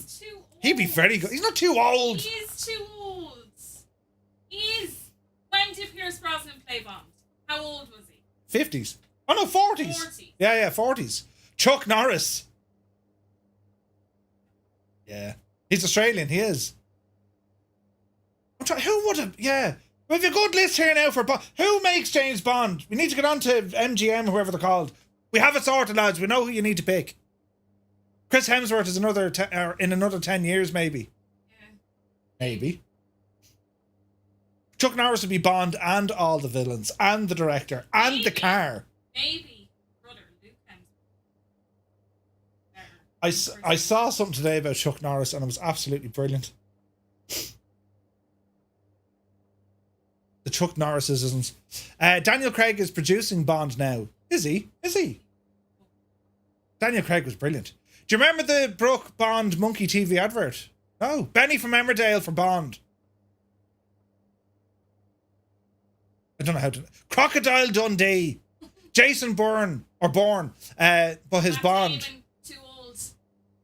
George Clooney. Matt Damon is not too old. They Matt are Damon. to play the role of James. No, they're not. Look at Matt Damon and the Yes, friggin' they Bourne are. identity and the Bourne supremacy which was and the like- Bourne how many ideology years ago? and the Bourne. Let's make up another EGD How many ideally. years ago? But that's yeah, Exactly. yeah, that's true. How old are you now? Daniel Day-Lewis, I'm 39, dear, and don't you forget that. 39. Halfway to 78. Oh, Jesus. Born Again. Yeah, yeah. What's a Chuck Norris meme? Night Set posted, but Gordon Ramsay. Yes. That's the one, Muse. Brilliant. It's like Gordon Ramsay's like, who the fella? And Chuck Norris, very sorry. Brilliant. A young Liam Neeson. Well, you see, Neeson did very well in Taken, I thought. I did, yeah. Leslie Nielsen. Come here now. But no, Liam Neeson, he was brilliant in Taken. One. Only one. Taken, yeah. The others were taken, They the should not Dennis have made Hickey. another one. Yeah. Like a young Liam Neeson, like, yeah, I don't know. Yeah. Young Lee. James Purefoy. Mark Anthony. In role. Was that him? That's him. Oh, yeah, that could work. Yeah. Tall, dark. Oh, yeah. It's not about being tall, dark, and handsome. It is for It's about being. being 007, right? International Man of Mystery. Liam Neeson has no facial expressions. Yes, he does. He's this one right here, look. And he's this one. And if you look closely, get the lighting just right, he's this one. He's very good at making lists, that fella. But yeah, Peter Dinklage for Bond. Peter Dinklage. Really? Oh, Peter Dinklage. Game of Thrones. I drink and I know things. Yeah, that'd be him. He'd be brilliant at that. Matt Berry would make a great Bond. Who? Matt Berry? Who? He does a special set of skills. He does. He does have a very particular set of skills. Yeah. Matt Perry. Or Matt Berry. Who's Matt Berry? I don't know. Rishi Sunak for Bond. Harry Styles? No. No. That'd be like putting me there as Bond. Oh, Splinter. You're like, no. Them lads are too busy fixing their hair. You like. Tom Selleck was Indiana Jones and Hugh Grant was Bond in an alternative universe. Now, Tom Selleck in his day. Yeah. Tom Selleck. How old is he now? It doesn't matter. That man will have a friggin' mustache in 1,000 years' time when they exhume his body. The mustache will be intact. Glorious mustache. Glorious. Rowan Atkinson for Bond. Well, he kind of did a spoof for that, didn't he? He did a spoof for that. Johnny English, yeah. The next Bond film should go back to basics in the style of the books, not cleaned up at all, says Streeter. Well, they kind of did that with Daniel Craig, didn't they? This kind of dangerous, angry, rough, no? They kind of did. And then they started to tweak him a bit. Tom Selleck was supposed to be Indiana Jones, but he chose Magnum instead. What? Craig was very much in touch with the books. Yeah.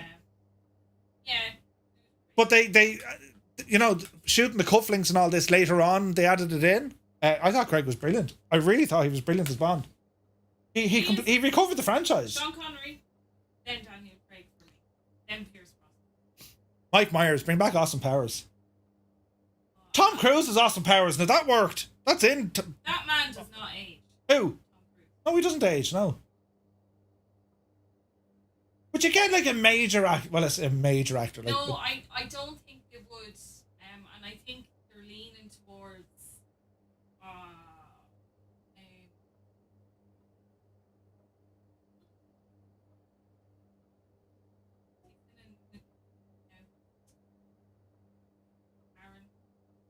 Aaron something. Yeah, they're leaning towards him.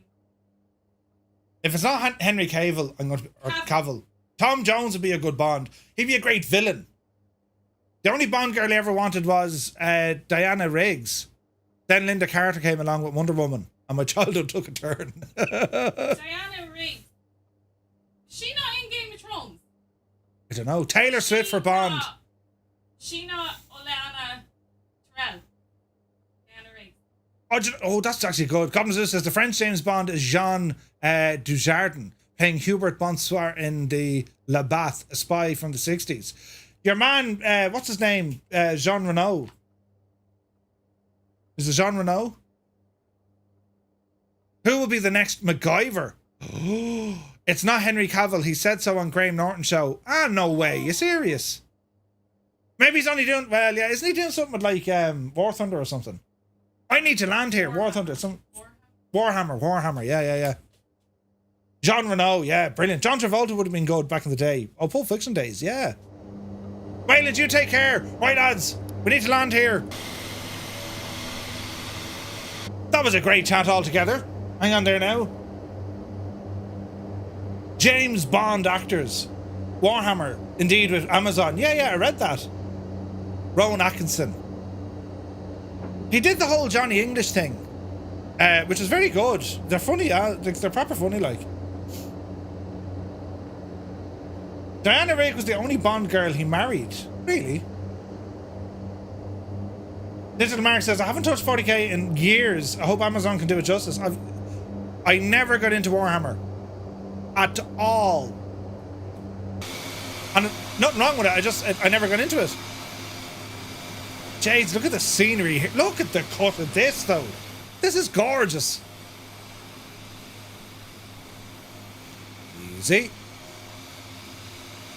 Easy. Right, our first stop of the night. How are we going for time? We're going to have to fairly punch it here now, lads, because that's after taking a lot longer than I thought. So, you might have to change aircraft if you're in slower moving machines. Captain Beanie says, have people seen they've done a Beverly Hills reboot? Yes. Is it out yet? On Her Majesty's Secret Service, Bond got married. Really? Yeah, the only time Bond got married. The only time Bond got married? Diana Rigg played him. She also played this lady. She was in Game of Thrones. Yeah. Jesus. And also Jesus. She was a Bond girl, not babe. Yeah. The Beverly Hills reboot. Yeah, I saw I watched the trailer of it. It looked pretty good. She was the countess. She was a countess. Yeah. Right. Winka Gassler, you take care of me, dude. Right, first up of the night, lads, and then, as I said, we're going to be booting it on. We'll have to keep it fairly lively now. Diana Rigg was the greatest, right? Oh, we got an F-117 here. Look at that. Landing with the cabin door open because we are mad lads. Yes.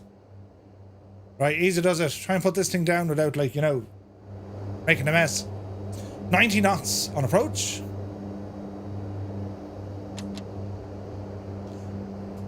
Lap full.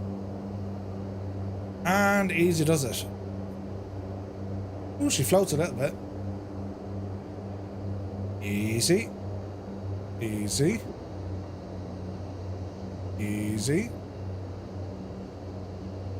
Hold the nose.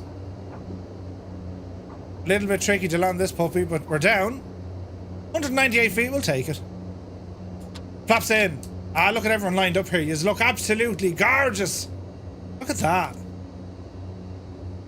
Beautiful. Okay, her right turn. And let's ramble on to our next stop, lads.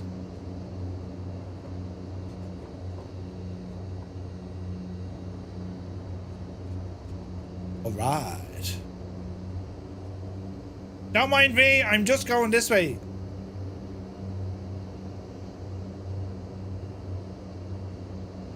No wonder Bond hated Blofeld. Blofeld killed his wife, right? I'm a little younger, so the first real Bond girl I remember was Terry Hatcher in Tomorrow Never Dies.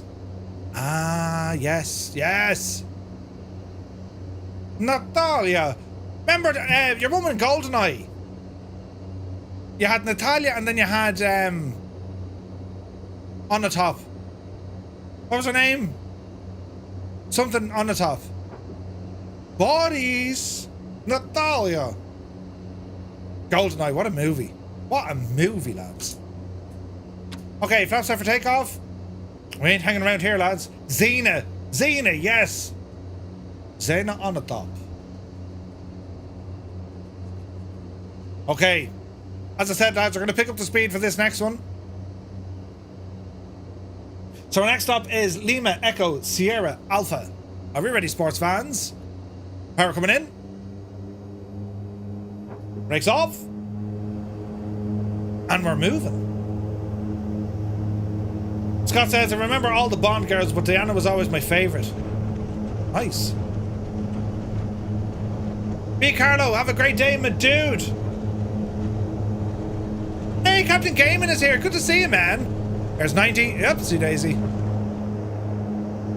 He says, Murph, I saw the shoebox in the Caribbean a lot. Always hated it. Got in the way a lot. It's mad looking, isn't it? Flops in. Alright. Okay. 4,000, nav mode, swinging around to the right. Here's everyone behind. Look at the state of this. Right, lads, another count. Xbox pilots, press 1. If you're on the PC, press 2. And if you're still here for the crack, as we talk about the Bond girls, we do press number 3.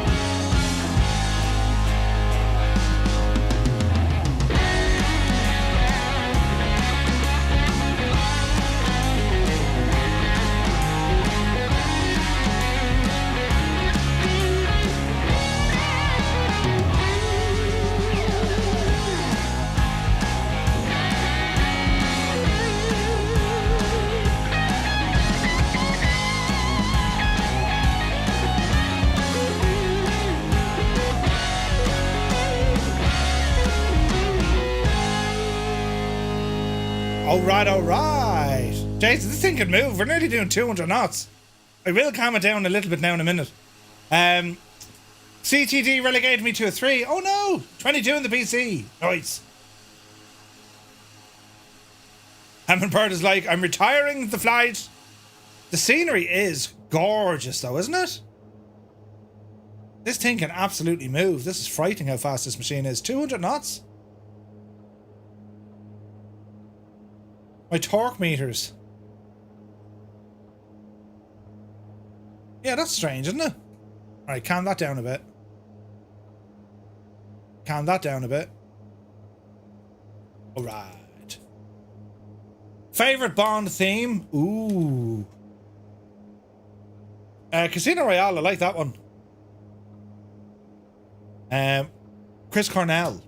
That was really good. And GoldenEye. It's got to be GoldenEye as well. Amazing stuff. Hey, QC Frank and the Fuga. Nice. These are looking only deadly, lads. Stunning. So that's out to our front. We're now crossing over into Spain. Goldfinger. Oh yeah, that was really good. A View to Kill. Duran Duran. Jesus. Duran Duran did a Bond song? Really? Sam Smith did one that wasn't bad either. Goldfinger. GoldenEye I really liked. Tina Turner. Bum bum bum bum. You can't beat the classics, and then the modern era, it's got to be Skyfall. Skyfall was great. Adele sang that one, didn't she? Wasn't it Adele? Sheena Easton did the theme. Really? How many Bond movies was there, lads? Are we up on like 30 more, maybe? Don't even remember Skyfall. You need to watch it again then. Skyfall, and there's something calls, and your one over there's tall. Well, we'll learn the words. The one where Grace Jones was a bad girl to Christopher Walken's bad guy. Oh, right. There are albums full of Bond themes and they're really good. Yeah. 26 Bond movies. Jesus. We need a Bondathon. Right? I challenge you to a Bondathon. Watch all the James Bonds. You have all of them? Nice. They were on Netflix there not so long ago. Over here, anyway. It was pretty good. There's some strange stufferage. And a never-ending Cessna. As you do. Head like a chicken and voice like a bag of nails. He's got it all. Good evening, Gibbo. All this Bond talk, basically an episode of I'm Alan Partridge. Stan! Stan! Went to Royal Albert Hall and listened to the Royal Philharmonic Orchestra playing Bond themes. Nice. Hey, Boston Elf, good to see you. 26 movies. Oh, Dan, not Stan. Dan! Yeah, Dan, sorry. Jesus. Stan. That's only funny because there's a fella who used to work with us called Stan, and I used to do that to him out in the yard. Stan! It was actually Dan. Jesus, that's terrible bad, isn't it? Oh, Jesus. Terrible bad. 26 movies, and none of them was, this is how Bond became 007, unlike the 46 times they've told the Batman original. But they kind of did in Casino Royale. Bond was just promoted to 007. I knew it was too early to promote you, she said. Right? Yeah. Yeah, don't listen to Muse fan. He hasn't seen Lord of the Rings. You Only Live Twice is Nancy Sinatra. Ooh, nice.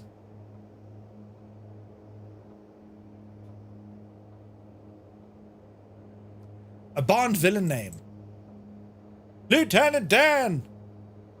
That's another Dan. Yeah, I was saying Stan because I'm in Egypt. But it's all right, lads. I've accepted it. You know what I mean? Now, hang on. We've more notes here. Exciting times. Espanol. Spain. Because we're about to enter Spain. We're about to ramble now into the country of Spain. A population of about 47.5 million people. Capital being Madrid. Its major cities include Barcelona, Madrid, Valencia, Seville, Zaragoza, Malaga, and Bilbao. Ooh. Area is about 195,000 square miles. Spain is divided into 17 autonomous communities and 2 autonomous cities. Spain has been inhabited since prehistoric times, with notable ancient civilizations including the Iberians, the Celts, and then later the Romans, who left a significant legacy in the form of roads, aqueducts, and cities. During the medieval period after the fall of the Roman Empire, Spain was invaded by the Visigoths and then later the Moors in 711 AD. The Reconquista, a centuries-long series of battles, eventually led to the Christian kingdoms reclaiming the territory in 1492. Spain later became a global superpower in the 15th and 16th centuries, with explorers like Christopher Columbus discovering the New World. The Spanish Empire expanded across the Americas, parts of Europe, Africa, and even Asia. During the 20th century, Spain experienced significant turmoil, including the Spanish Civil War of 1936 to 1939, which led to Francisco Franco's dictatorship. And after Franco's death in 1975, Spain transitioned to a democracy and established a constitutional monarchy.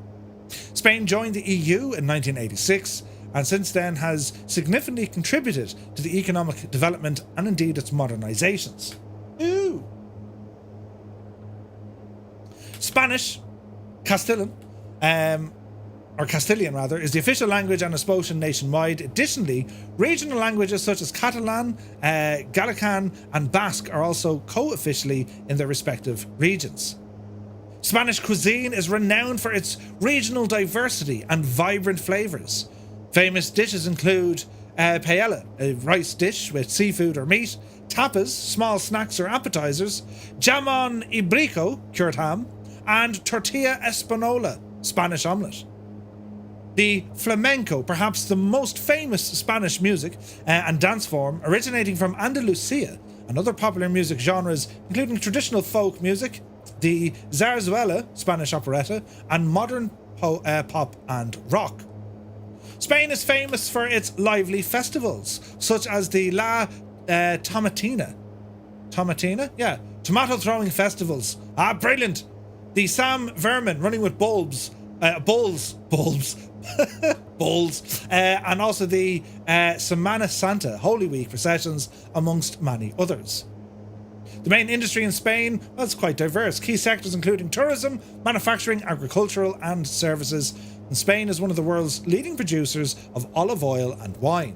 That goes all the way back to the times of the Romans. Tourism plays a vital role in the Spanish economy, attracting millions of visitors to the historic cities, beautiful beaches, and cultural landmarks. Major destinations include Barcelona, Madrid, the Costa del Sol, and the Balearic and Canary Islands. Spain also has a growing technology sector, with Barcelona emerging as a significant tech hub, and the country hosts numerous tech conferences as home to many startups. Spain, with a robust education system, compulsory education from 6 to 16, the country boasts several prestigious universities, including the University of Barcelona, the Complutense University of Madrid, and also the University of Salamanca. Spain has a universal healthcare system which provides excellent healthcare services. The country ranks highly in terms of life expectancy and healthcare outcomes. So, aviation in Spain, now that we're flying into it. Well, some of the main operators: Iberia, Spain's flagship carrier, one of the oldest airlines in the world, founded in 1927. It operates a modern fleet with extensive routes across Europe, the Americas, Africa, and Asia, and Iberia is part of the International Airlines Group, or IAG, which also includes British Airways and Aer Lingus. The fleet includes the A320 family, A330s, and A350s, and its main hub is at the Adolfo Suárez Madrid International Airport. Next airline is it Vueling? It's a major low-cost carrier based in Spain, founded in 2004. It operates an extensive network of domestic and international routes, primarily with Europe. It comprises primarily of Airbus A320 aircraft, and its hub is based out at Barcelona's El Prat Airport. Air Europa, another significant player in Spain's aviation market, offering both domestic and international flights, founded in 1986. It's part of the Globalia travel group and operates a mix of short-haul and long-haul routes. Fleets include the Boeing 737s, 787s, and a couple of Airbus A330s. They're also based out of Madrid. And of course, Ryanair and EasyJet both have substantial presence in Spain, offering numerous routes. So, early pioneers: Juan de la Cierva, 1895 to 1936, a pioneering Spanish engineer and aviator, best known for inventing the autogyro in 1920 and first flew in 1923. The autogyro was the precursor to the modern-day helicopter, featuring a rotor that provided lift and a conventional propeller for thrust. De la Cierva's innovation significantly advanced the field of vertical flight. We need a sup of holy water, lads. A sup of holy water. I'm on the hydrate packs, and do you know what? They're absolutely savage. How is anyone who got the holy water stuff, or holy, exclamation point holy, they do, they're an alternative to like your conventional kind of sugary drinks. They come in powder form and you mix them with water and throw in a bit of ice if you can. Then you shake it till you make it and you get yourself a very tasty beverage. But I know some of you guys bought the stuff. How have you been liking them? Or have you been liking them? Let us know. Spain has a rich history of military aviation. During both World Wars, the Spanish Civil War, the Spanish Air Force plays a crucial role in the nation's defence and also international missions. They're also a part of NATO. Spain is home to several major aerospace companies, including Airbus, which has a significant manufacturing and assembly facilities in the country. Also, Spain is notable for pilot training in Jerez, most notably for Aer Lingus pilots. Ooh. Spain is also active in the European Space Agency. Spain, or Spanish companies and research institutions contribute to various space missions and satellite projects. We're after learning so much between Spain and Portugal, lads. Isn't it mad? They're not bad, but as an energy drink, I prefer something fizzy. I've tried mine with like carbonated water, just like sparkling water. A divil now when you're mixing them, but use a spoon rather than shake it. They're not bad, not bad. What about the notorious Spanish torture device, the comfy chair?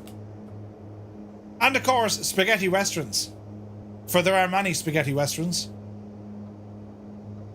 It was very cheap to make movies in Spain. In actual fact, for not just the spaghetti westerns, the amount of movies filmed in Spain is frightening. Very good taxes for movie makers, and of course the locations are absolutely fantastic. Spain also has several astronomical observatories in the south and on high mountains. They do Goblin Zeus. They actually have a great setup over in Tenerife, up on the volcano of Teide. They've a lot of cool stuff up there. Kazaki says, I like Dirty Harry better than Bond. Jesus, really? Running with bulbs, now that sounds enlightening. Oh.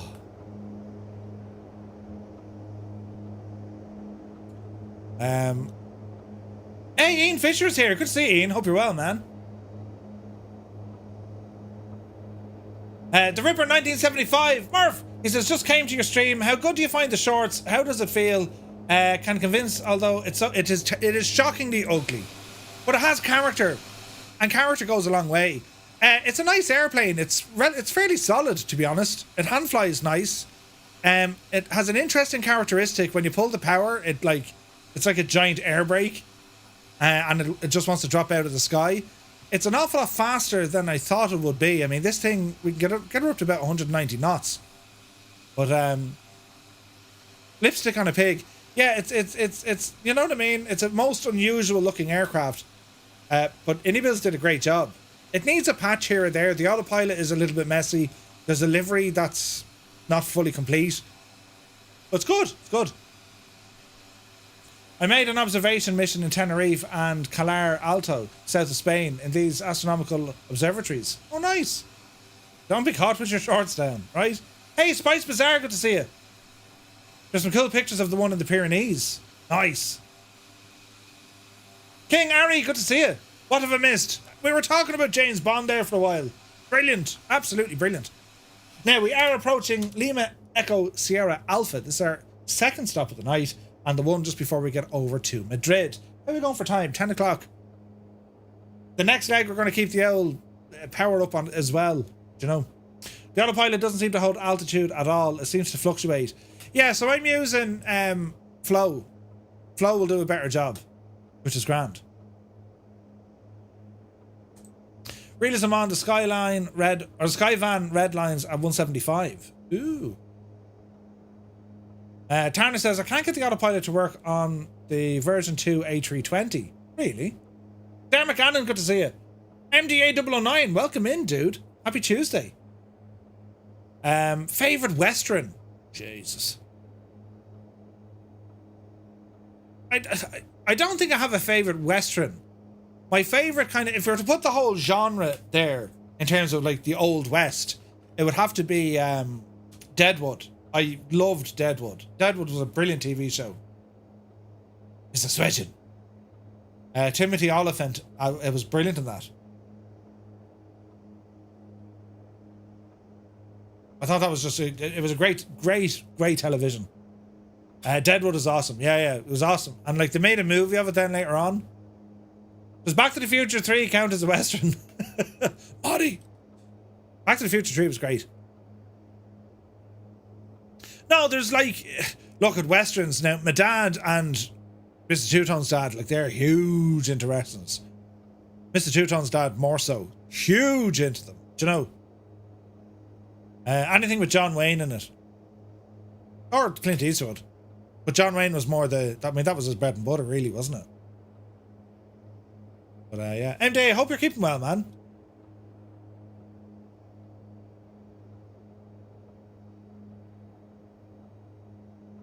Like, man, that Cessna's doing all sorts of weird things, isn't it?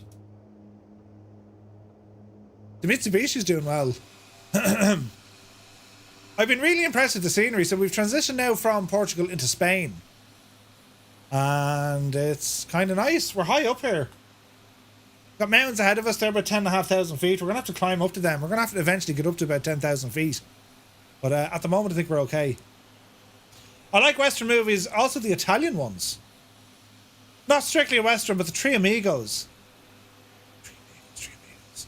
Who was in that? Steve Martin was in that, wasn't he?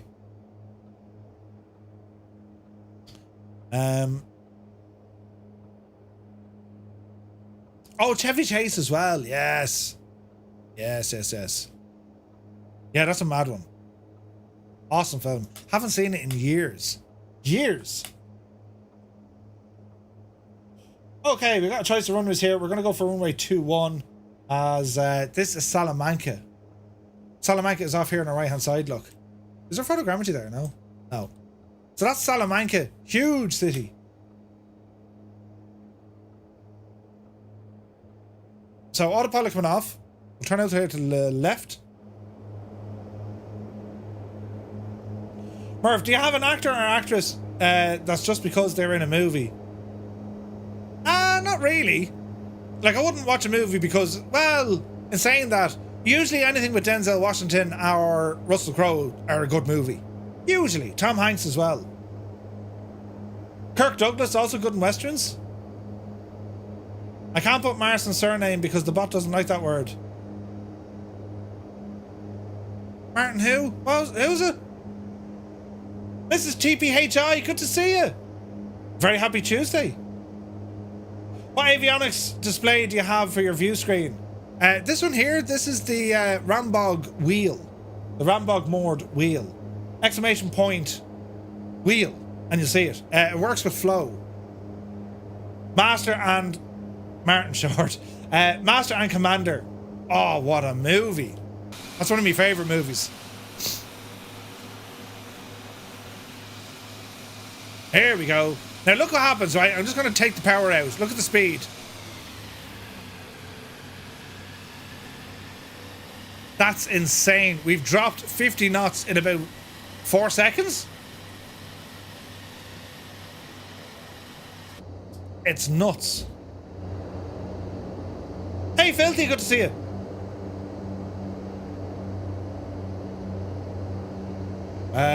Bit of Toby out here, Murph. Here we are. Okay, not your flaps.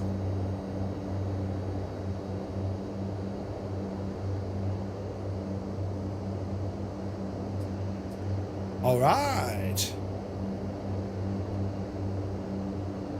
We shall ease our way in. I dropped 1 foot in 1 minute off the couch. Yeah, the characteristics of this thing when you slow it down, it's I don't know, is that right? But it's definitely a challenge. It's a little bit twitchy on the elevator, just a little bit.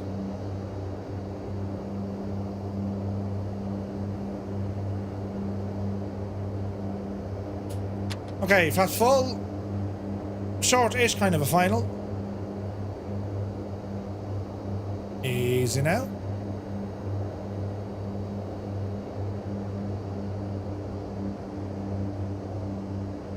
Easy. 85 knots. Runway 21. Let's be having it.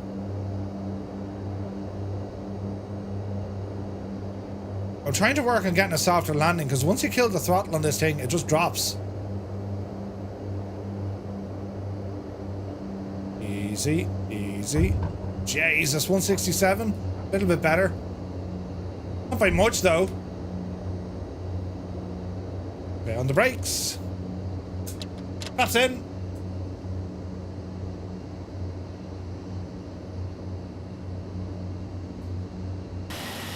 Whoa! Airwolf, nice. Ah, Mrs. GPHI. Hello. That's deadly looking. Look at everyone coming in, look. All the Skyvans. It's a Skyvan ensemble. Oof. Retriever Neil landed, definitely. Oh, Jesus. Jesus. You see, here's an advantage of me getting to land first. I get to see you guys come into land. Usually this doesn't happen. The Bronco does that too? Yep.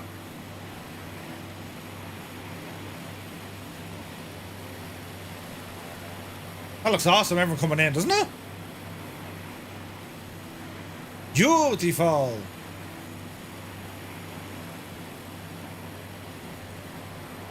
Don't park up too long, otherwise people mistake the airport for a caravan park. National Cowboy and Western Heritage Museum in Oklahoma City.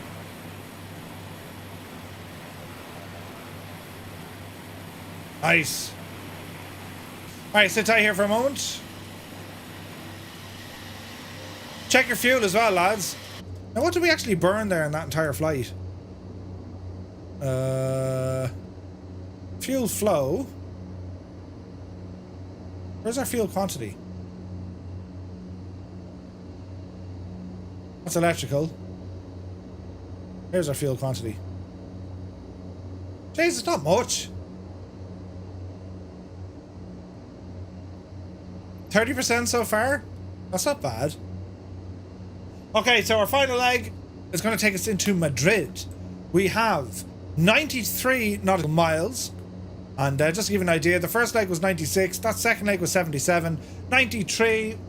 We should get in just before 11 o'clock. And that's going to be into Madrid. A huge airport. Massive international airport as we check out the city as well.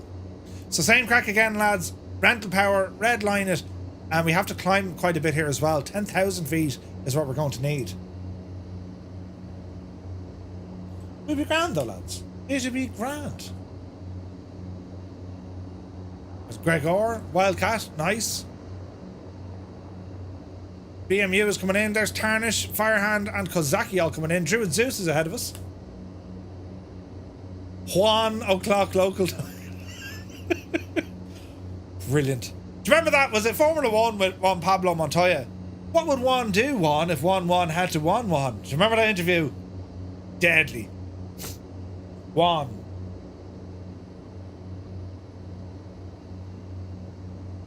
Gibbo, have you flown this thing? Oh, Jesus, look.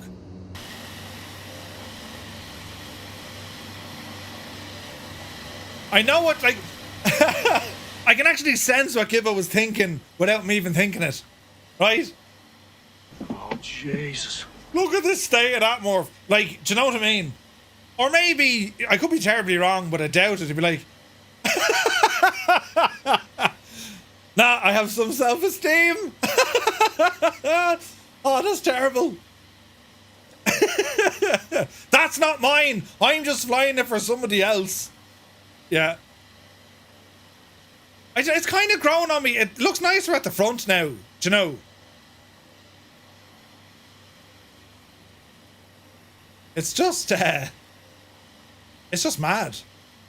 Boston Elf. Nicely done. There's Kozaki. Whoosh. Okay, shall we get moving? Oh no, we've Druid Zeus have to come in. Hang on a second. Captain Meowingtons and Druid Zeus are inbound. Look at this. Look at this. Do.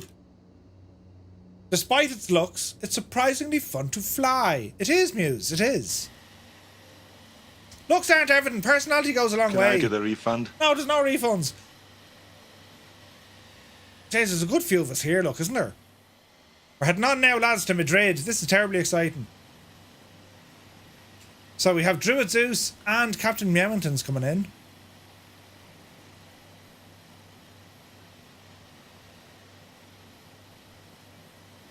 That looks class. Just, it's fantastic looking.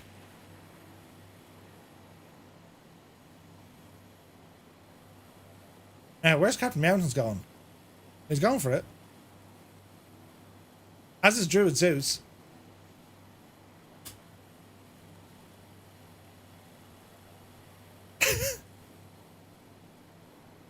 Easy now.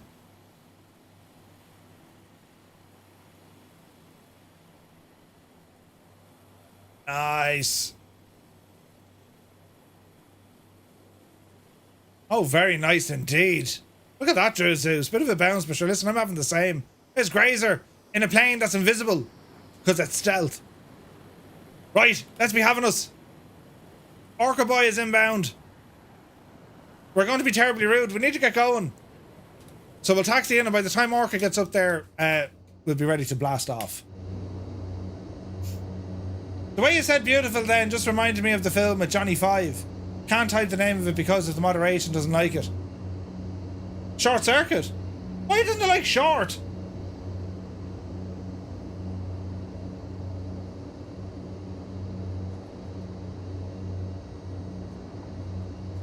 Alright.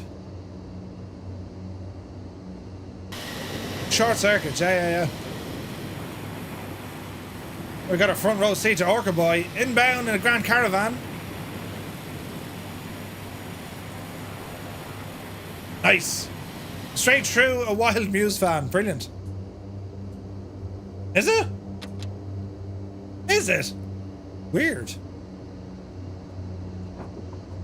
Right. Right, Muse. Up the yard.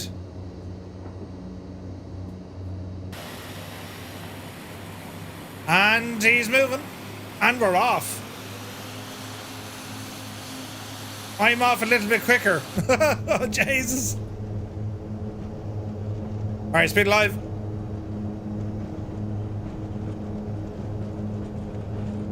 There's 80. Yep, see Daisy. Up you go. There we go. Positive right. It's going to be an immediate left-hand turn.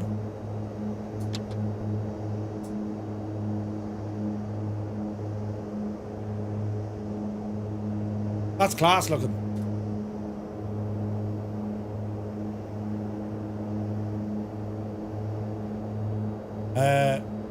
Hey Mark, good to see you again.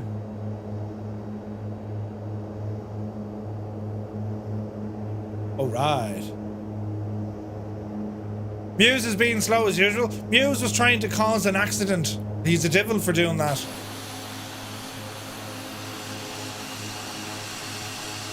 This is pretty.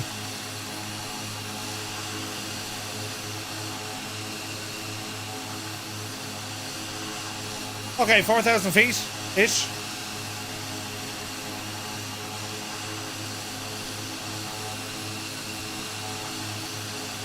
Slow and steady wins the race. If you say so. Okay, magenta line looking good-ish. Now what's our... How long will it take us to get there now? Let's have a look. Can we put that in?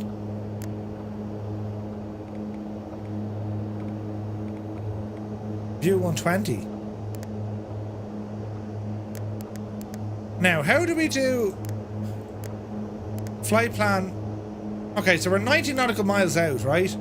Now, what can we get from this? Will it give me an ETA? Surely this will give me an ETA. Waypoint. Hard surface. Frequencies.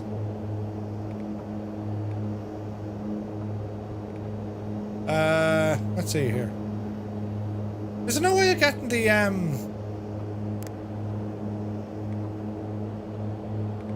There's no way of getting an ETA, is there?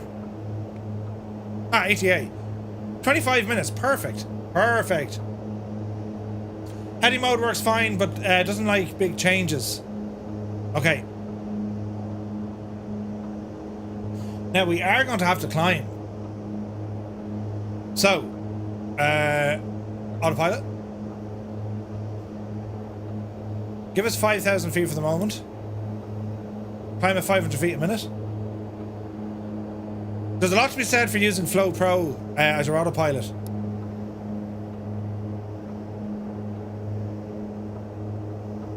Yeah, the autopilot on this is bugged, for sure.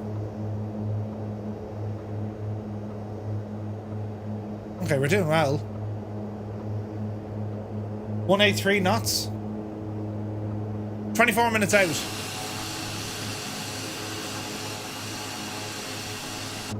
I'm looking forward now to see what the photogrammetry looks like. The autopilot is fiddly, but it does work. Tavares, yeah, it seems to.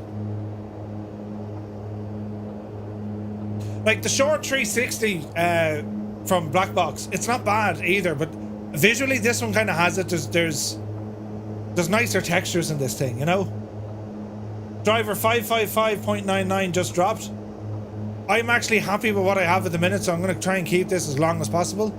Unless there's like substantial updates, but touch wood, this thing has been running fairly well since I tweaked it over the weekend. Like, you know, 60 to 70 FPS with a group flight for me, amazing. If I turn this off, I'll be up to nearly 100, so, you know, there's that. But yeah, I want to get into the, I want to spend a bit of time in the Mad Dog soon. I haven't flown that in ages. The MD-82. Only because it's, well, there's a couple of things, right? The MD-11 is coming out soon. And I can't wait for that. I set up DLS 3.7 earlier and had a proper crash. I'm on 3.7.1. And so far, really good, man. Yeah, so the MD-11, I'm mad to fly that in Microsoft Flight Sim. I love flying it on X-Plane. I cannot wait to try it out in Microsoft Flight Sim. And the same, of course, with the 777. Ashley was saying earlier on, the Flight Factor 777 got a patch. But again, PMDG is like, come on, lads, we need to see the thing. I wonder will they announce the release date at Expo? I'd say they're going to announce the release date at Expo. Do you know? So if they do, that means we're going to have it for 4th of July. I bet you. Let's just say we've come up with that date first. Remember this, lads. We reckon the 777 will release on the 4th of July. What day of the week is the 4th of July this year? It's a Thursday.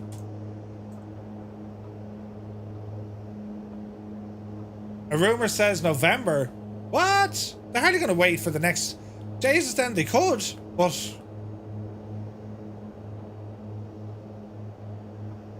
I don't know. Like... Oh, I'm a little... Well, I don't know. Part of me is thinking, right? Flight Sim 2024 will drop, and it'll be great for some aircraft. I have a terrible suspicion that we'll have to keep 2020 installed to be able to fly other aircraft. When you think about it, when Flight Sim 2020 dropped, the autopilot didn't work. There was no VNAV. Like, there was crucial components missing. And it was great to kind of, you know, grand, yeah, we can fly planes and general aviation. It was built for general aviation, right? Even though they had airliners, but they weren't great. I mean, the airliners at the start, they were just not there. Until you got something like the Mad Dog, and then the 737, then the A320s, you didn't really have an option, right?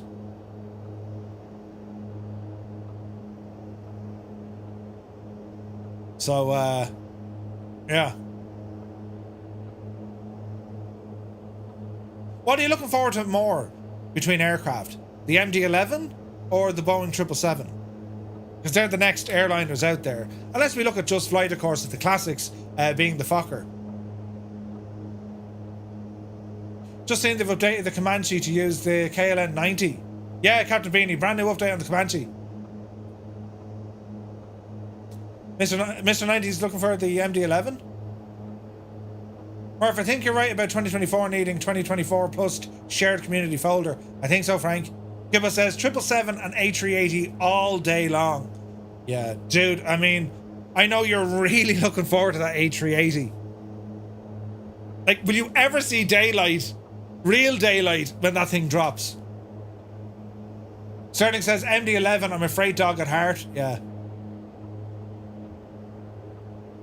So like one thing, well, I won't say it's advantageous, but it kind of is. But like one thing being able to mess around on the 777, of course, in X-Plane, you just kind of start, you can remember the nuances of a 777.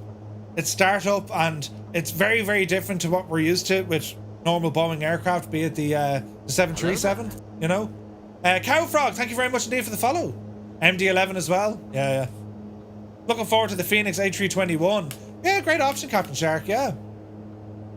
Ascari Wolf, more excited for a 777. I'm still waiting for the quality wings 787 and the Majestic Q400. I want the Avrojet. I want the Avrojet. Oh yeah, the Avro RJ. They're the only ones that'll get Gibbo out of his livery retirement.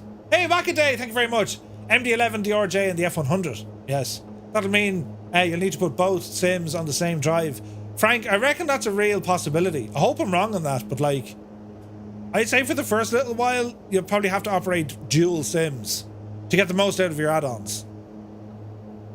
MD-11, the MD-11 freighter from TFDI, I'm really looking forward to that. It's a behemoth of a jet. Tri-jets, you gotta love them. The 777, super excited for. The A380, I don't know, and like it's gas. This is typical me, right? Because like I was not a fan of Airbus. If you said to me, right, Murph, Boeing or Airbus, I always love Boeing. You're one or the other, right? But when it comes to flying the Airbus in the sim, most notably the Phoenix, well, there's nothing quite like it. It's incredible. It's incredible. Gibbon says, oh no, just think, all the times over and over we have a debate as to which is better, Flight Sim or X-Plane. Now it'll be 2020 versus 24 versus X-Plane. Yeah, right? I don't know, like, it's just, I have a feeling that, well, I could be very wrong. The thought process is, everything that's now working in 2020 goes straight into 24, and then they add some stuff to it. Yeah. Hey, Dan1878 is here. Good to see you, man. Not a happy chap. Oh, dude, hang on in there.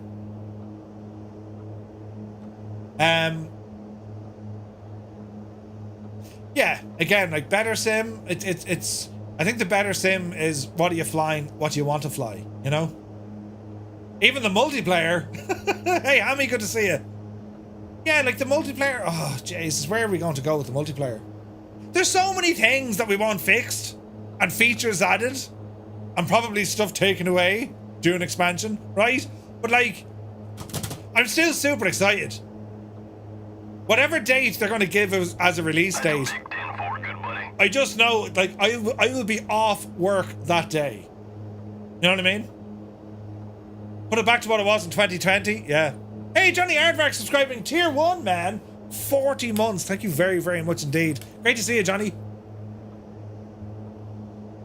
Will Microsoft Flight Sim 2020 multiplayer work with 2024? I have no idea. I'll just be happy with the searchlight spotlights that Jeppesen is making for us. Oh, yeah. Did you see it in the thing? Yeah, you saw the trailer. Jepsen's a friggin' genius when it comes to this. A genius. Where is it now? Like the set, right? Like this is recorded inside Microsoft Flight Simulator, which is absolutely nuts, right? Like, look at the cut of this.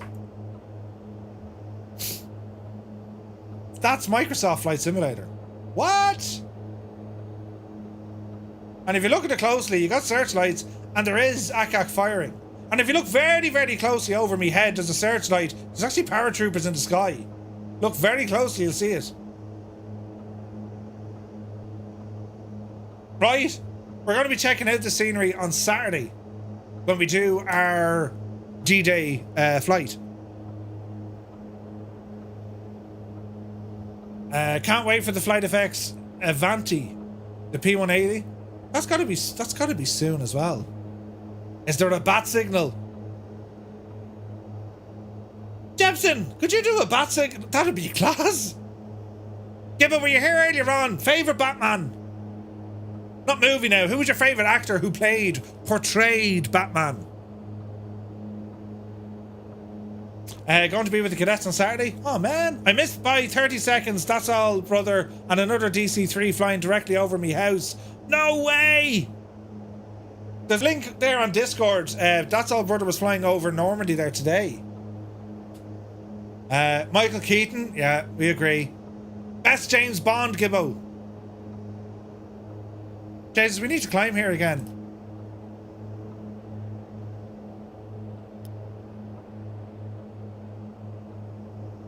We should do that. The bat signal. Just reinstalled Microsoft Flight Sim for the second time after the last update. Got things where I want them now. I think. Now to reinstall all my Marketplace add-ons. Oh, Jesus. Sean Connery.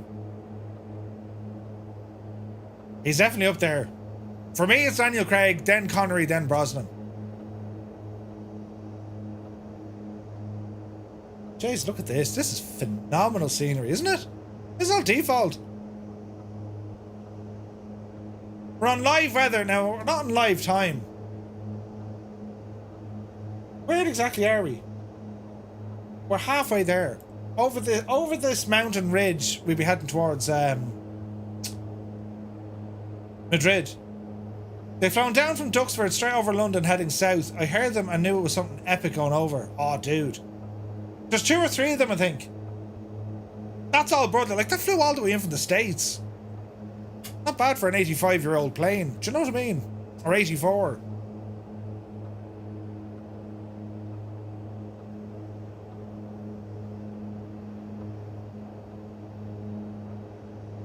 That's awesome.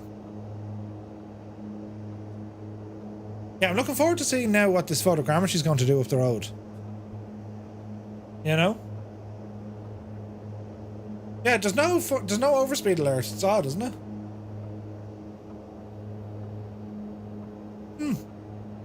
Now, altitude-wise, do we still need to climb?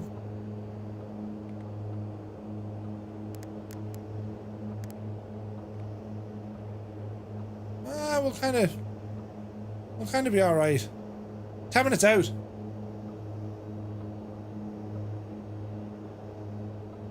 Come over. That's all, brother, is based a few hours south of me. The Navy R4D Navy version is in the metro area. Oh. Turned it up to 11. That's all, brother, man. Oh. To get a flight in that thing, Jesus, lads.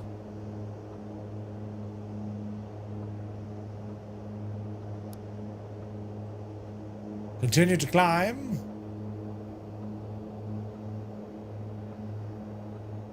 Yeah, about 7, I reckon.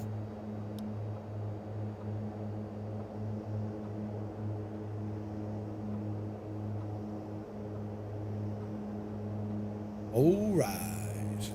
Wait now, what's that in the mountain? It's like a cross or something, look.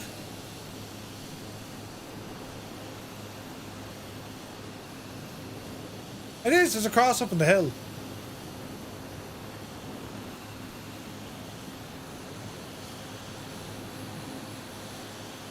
This is very pretty.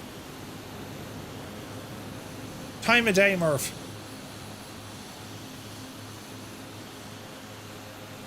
Bring it down a tiny bit. Jesus, it looks lovely and warm, doesn't it? It looks warm. Hey, 98 Vulcan, good to see you.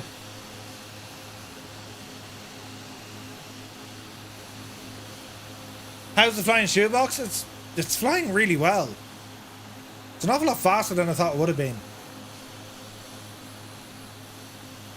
So we're about to ramble into Madrid and check out its new photogrammetry.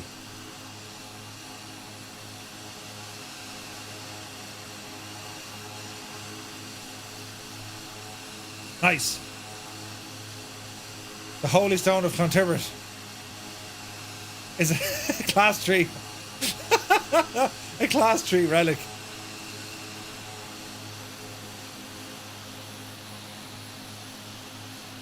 That's interesting with the cross there, isn't it?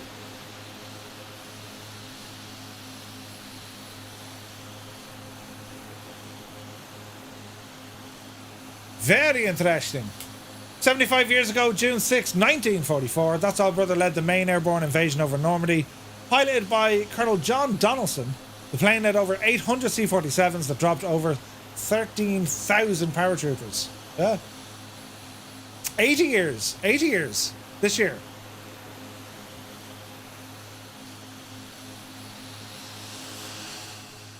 Let's go check out the cross. Do we have details on this thing, lads? Oh, it's a proper setup, this, look.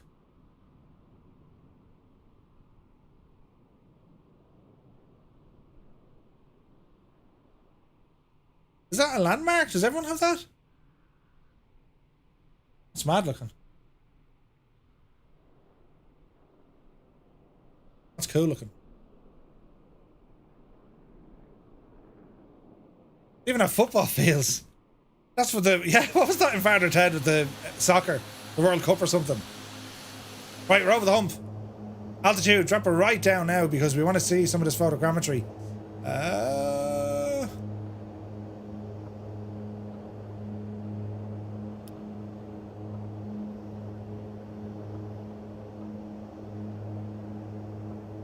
Alright, drop the nose. Welcome to Madrid. This is where the photogrammetry is going to go mad. It's a landmark, is it? Sweet.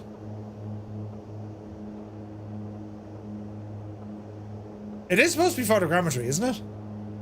Like, I didn't just, like, imagine that. I don't think it did. Now, let's have a look. Oh, Jesus. Jesus.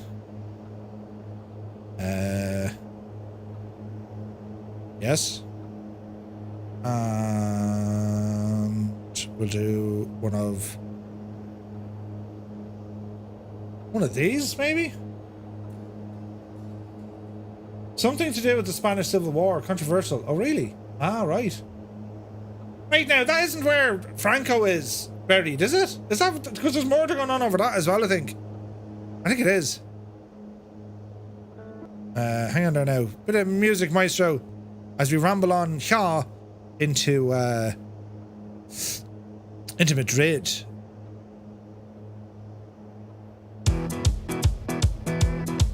That kind of works. Hello there. Marzo, welcome aboard, my dude. Thank you for the follow.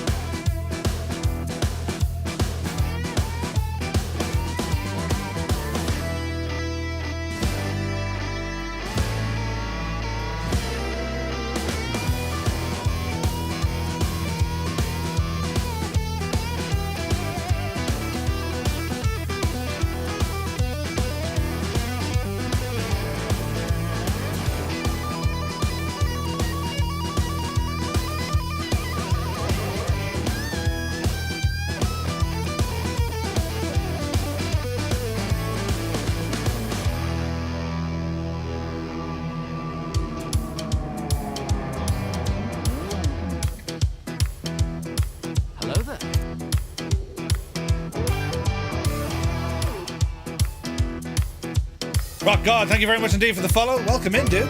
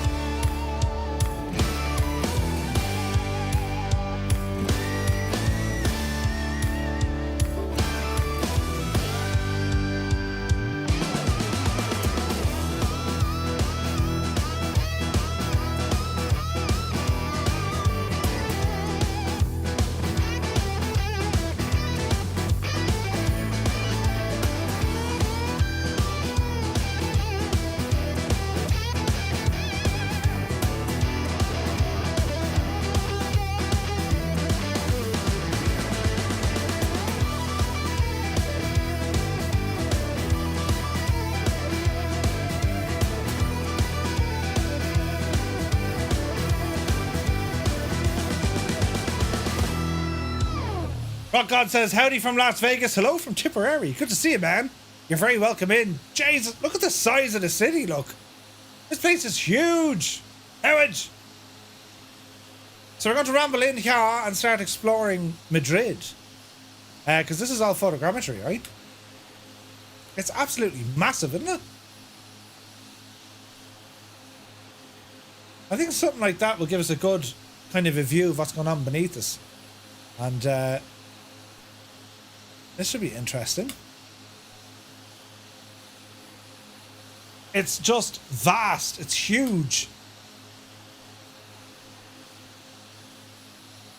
We shall ramble around to see what we can see.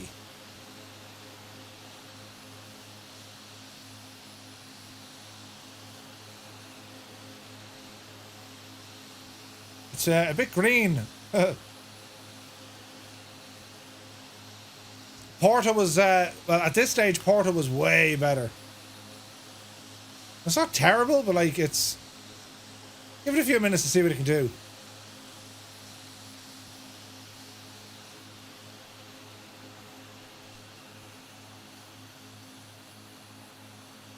It's absolutely massive, this place, isn't it? The buildings are very green looking. Is that normal?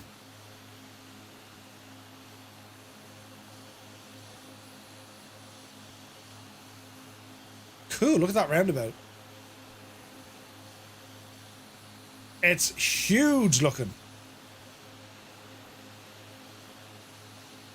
There's a football stadium.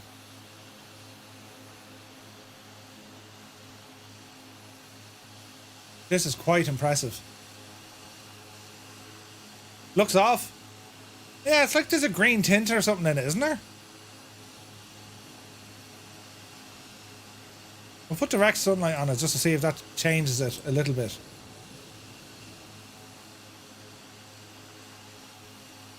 We'll spin over to the right here.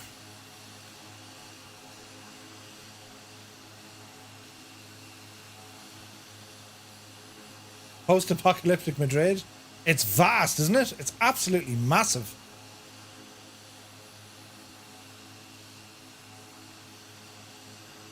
Like, it's huge. The data for this place is off the freaking check. Like, that's all photogrammetry.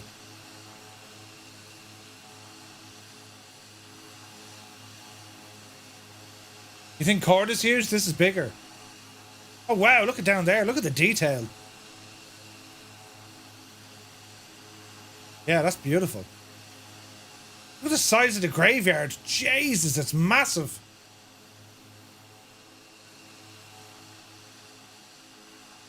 That's insane. Yeah, it looks better now. It's amazing what the lighting can do, isn't it?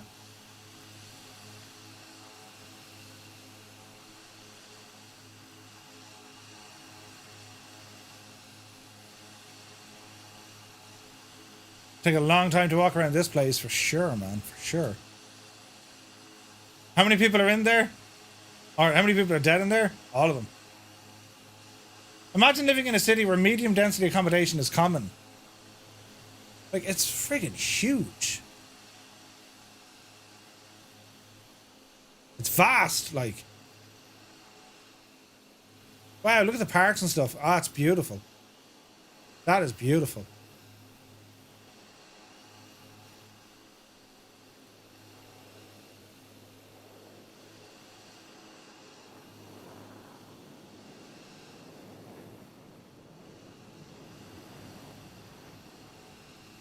Stunning.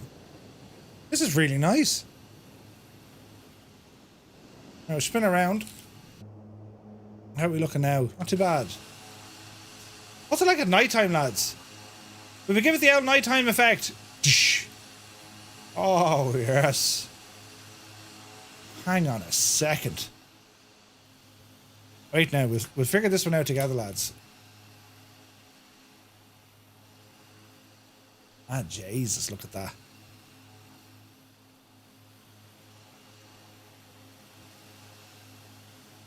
So the night lighting here is pretty good, right? That's fairly good now. Lost Trucker says, Murph, what do you use for your ground textures? This is default, man. The LOD slider is fairly high up, alright. Yeah, so the night lighting is pretty good.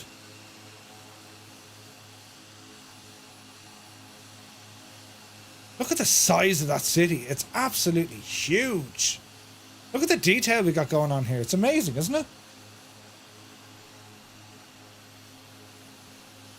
Ramble over this way a bit. And the performance here is like, it hasn't skipped a beat. So this is at 4,000 feet.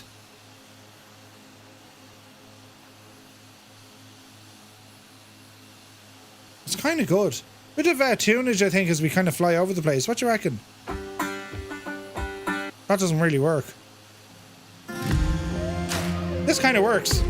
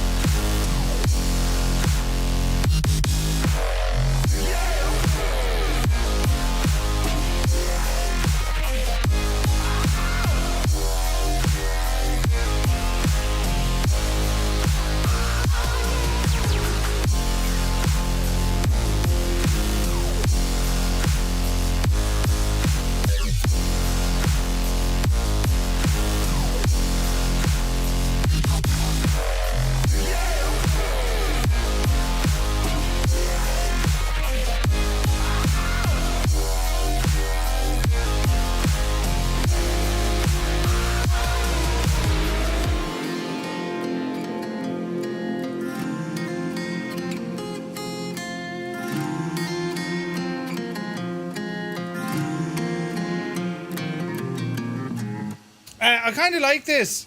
It went from kind of weird to, no, this is really, really nice. This is staggering. The amount of detail here, and like the frame rates are good, lads. The frame rates are really good. It's such a massive city. And like, look at the detailing, look. That's insanely good, isn't it? 4,500 feet, but like, it's very good.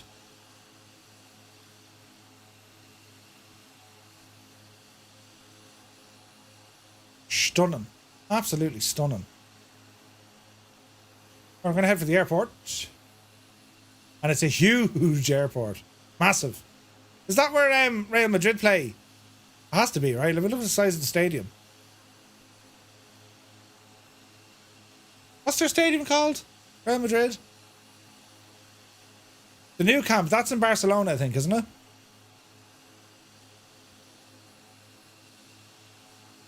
The Bernabeu, is that what it's called? Bernabeu? Bernabeu. Nice. Adam B. Twitch, good to see you, man. Right, look at the train station. Airport is over there.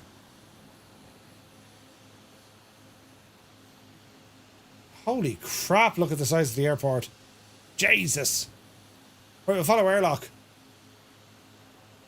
Camp Nou in Barcelona is getting a new renovation. Sweet. What do you think of the photogrammetry now, lads? Oh, Jesus. Are you liking it? Isn't it terribly pretty?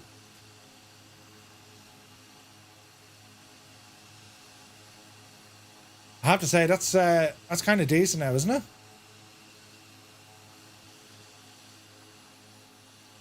So, flying the Skyvan, the flying shoebox, and doing so here, we took off from Porto, and our final arrival here is going to be into Madrid.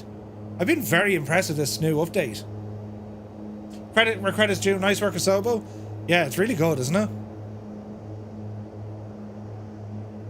It's very impressive.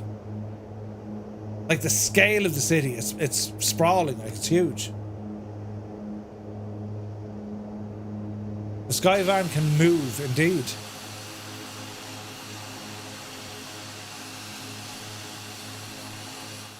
Madrid, that'd be an interesting place to fly into on one of our Vatsan flights, wouldn't it?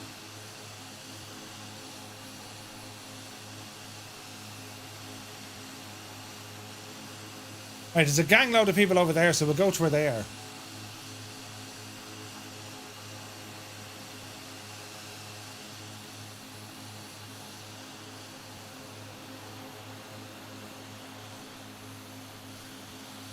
It's absolutely huge. Alrighty then. Where are they? Over there. Right, okay, let's go in. Maybe from Zurich, closest European hub. No stutters, Monty. I know, right? Nothing. No stutters at all. I've removed the C-17 and I'm running on the latest DLSS swapper gadget thingy. Friday night is going to be the absolute test. When I fly the Comanche in a group flight, I always get those stutters. Always. You know? So, yeah. We shall see what happens, friends. Checking out some scenery tomorrow night. And what else do we have? Probably look at some airplanes as well. For Genuas. Jeez, the airport here is vast. It's huge.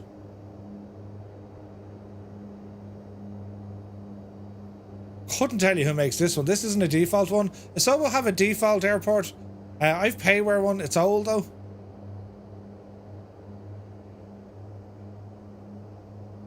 But it's a huge airport.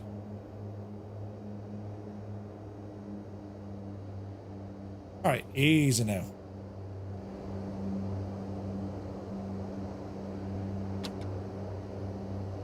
Look at the size of the airport.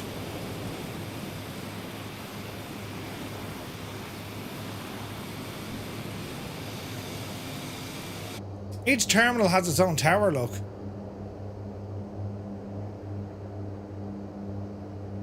Huge. Alright, flap set. Easy way in. It's a mat airport, isn't it? It seems to be over where the cargo ramp is. Runway 14 right.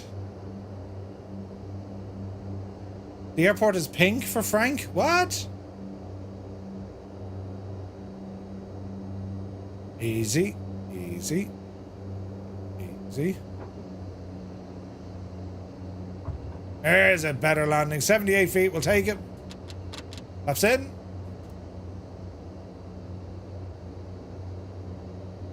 Alright, welcome to Madrid.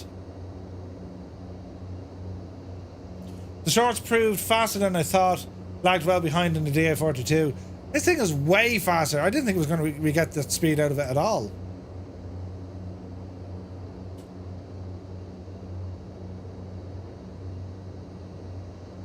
A ramble.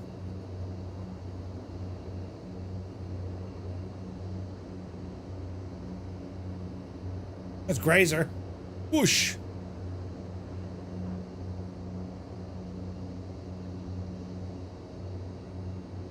Alright, sit tight here for a minute. Let's go and explore the airport, right? Yeah, we redlined the shit out of the engines. Look at the airport. Who made this airport? Hang on a second. LEMD. Latin VF4. There you go, lads. Latin VF4. It's huge.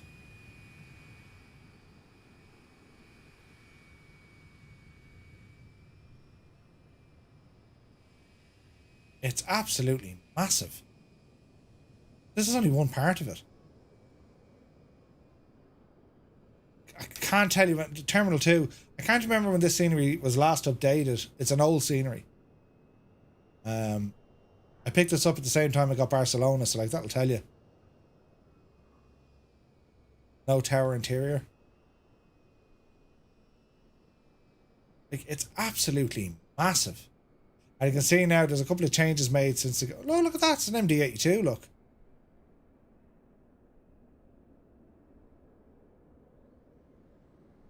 Graffitied as well. We have a caravan, a Skyvan. Now all we need is a Ford Transit or IAs. Zoom up and look at it from altitude. It's friggin' massive. It's ridiculous. Yeah, we'll do that. Woof. Look at the size of this airport.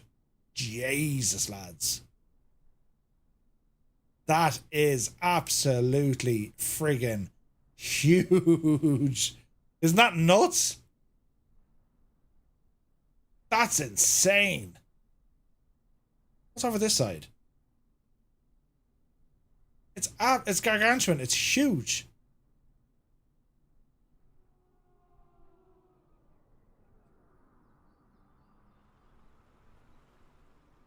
Offices, buildings, terminal, Iberia. Looks like the maintenance facility. Yeah. It's absolutely friggin' nuts. Then you have this massive terminal right in the middle, look.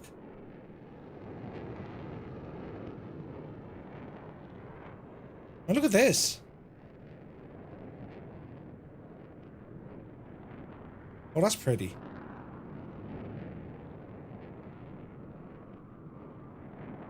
We have an interior? Oh, we do, kinda. We kinda have an interior, yeah.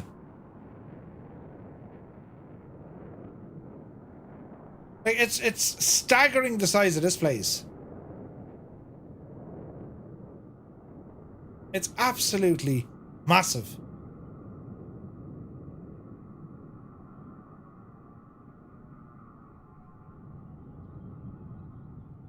Another terminal over there. Like, what? I'll need to check out the charts for this place. Imagine having a taxi, all the taxis. That's nuts. Look at the size of this airport. It's absolutely amazing. Like, that's ridiculous, the size of this place. Isn't it mad looking? I'm telling you, that'll get you your step count for the day. Isn't it huge looking? Awesome. Jesus. It's one of the busiest airports in Europe. Which is mad. Hey, Offley man, good to see you. There's not many exits on the runway. There's actually not. You kind of have like 2 exits on each side, look. You have a lot more down the other way. Still though, that's class, isn't it? And like, this is Terminal 2 just. You've DHL over there.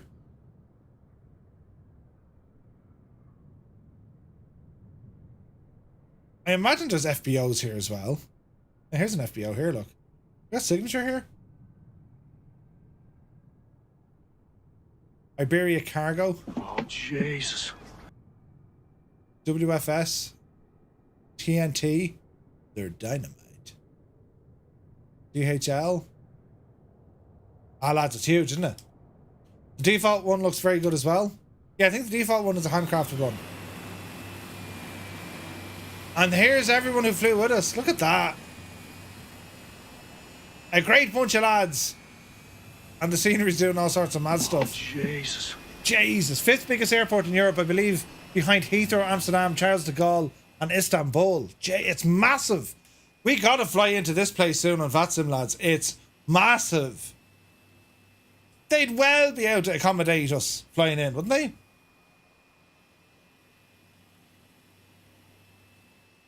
What's the charts like for Madrid? Hang on a second.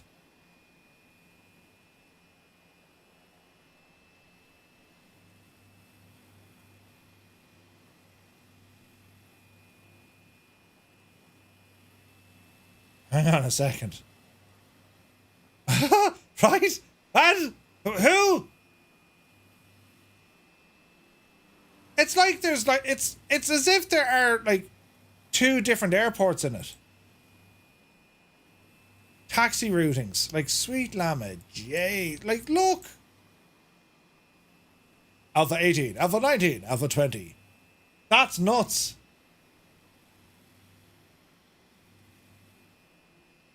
That is just nuts, lads. Terminal 1, Terminal 2, Terminal 3, Terminal 4, Terminal 4 South,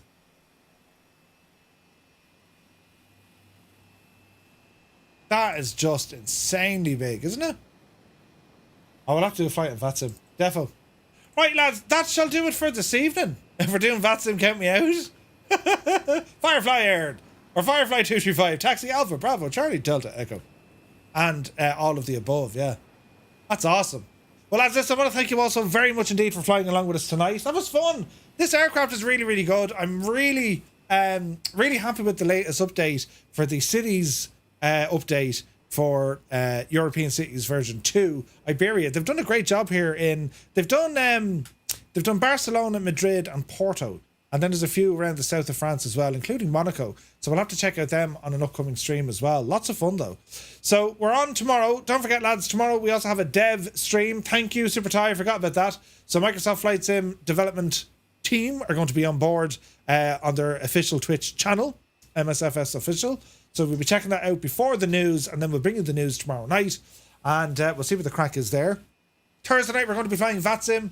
Details are over on our Discord. And then Friday night, we're going to be flying in the AccuSim Comanche by A2A with a few flights over Ireland. And I'm looking forward to that. So thank you also very, very much indeed to everyone on YouTube. Thank you so much for the subscribes and for liking the stream. For everyone here on Twitch, guys, thank you so much for all the follows, all the subscribes and resubscribes. And well, thanks very much to our team of moderators as well, to Gibbo, to MuseFan, and to Old Veteran. Thank you very much, lads. They just can't do the stuff without you, so thank you very much indeed.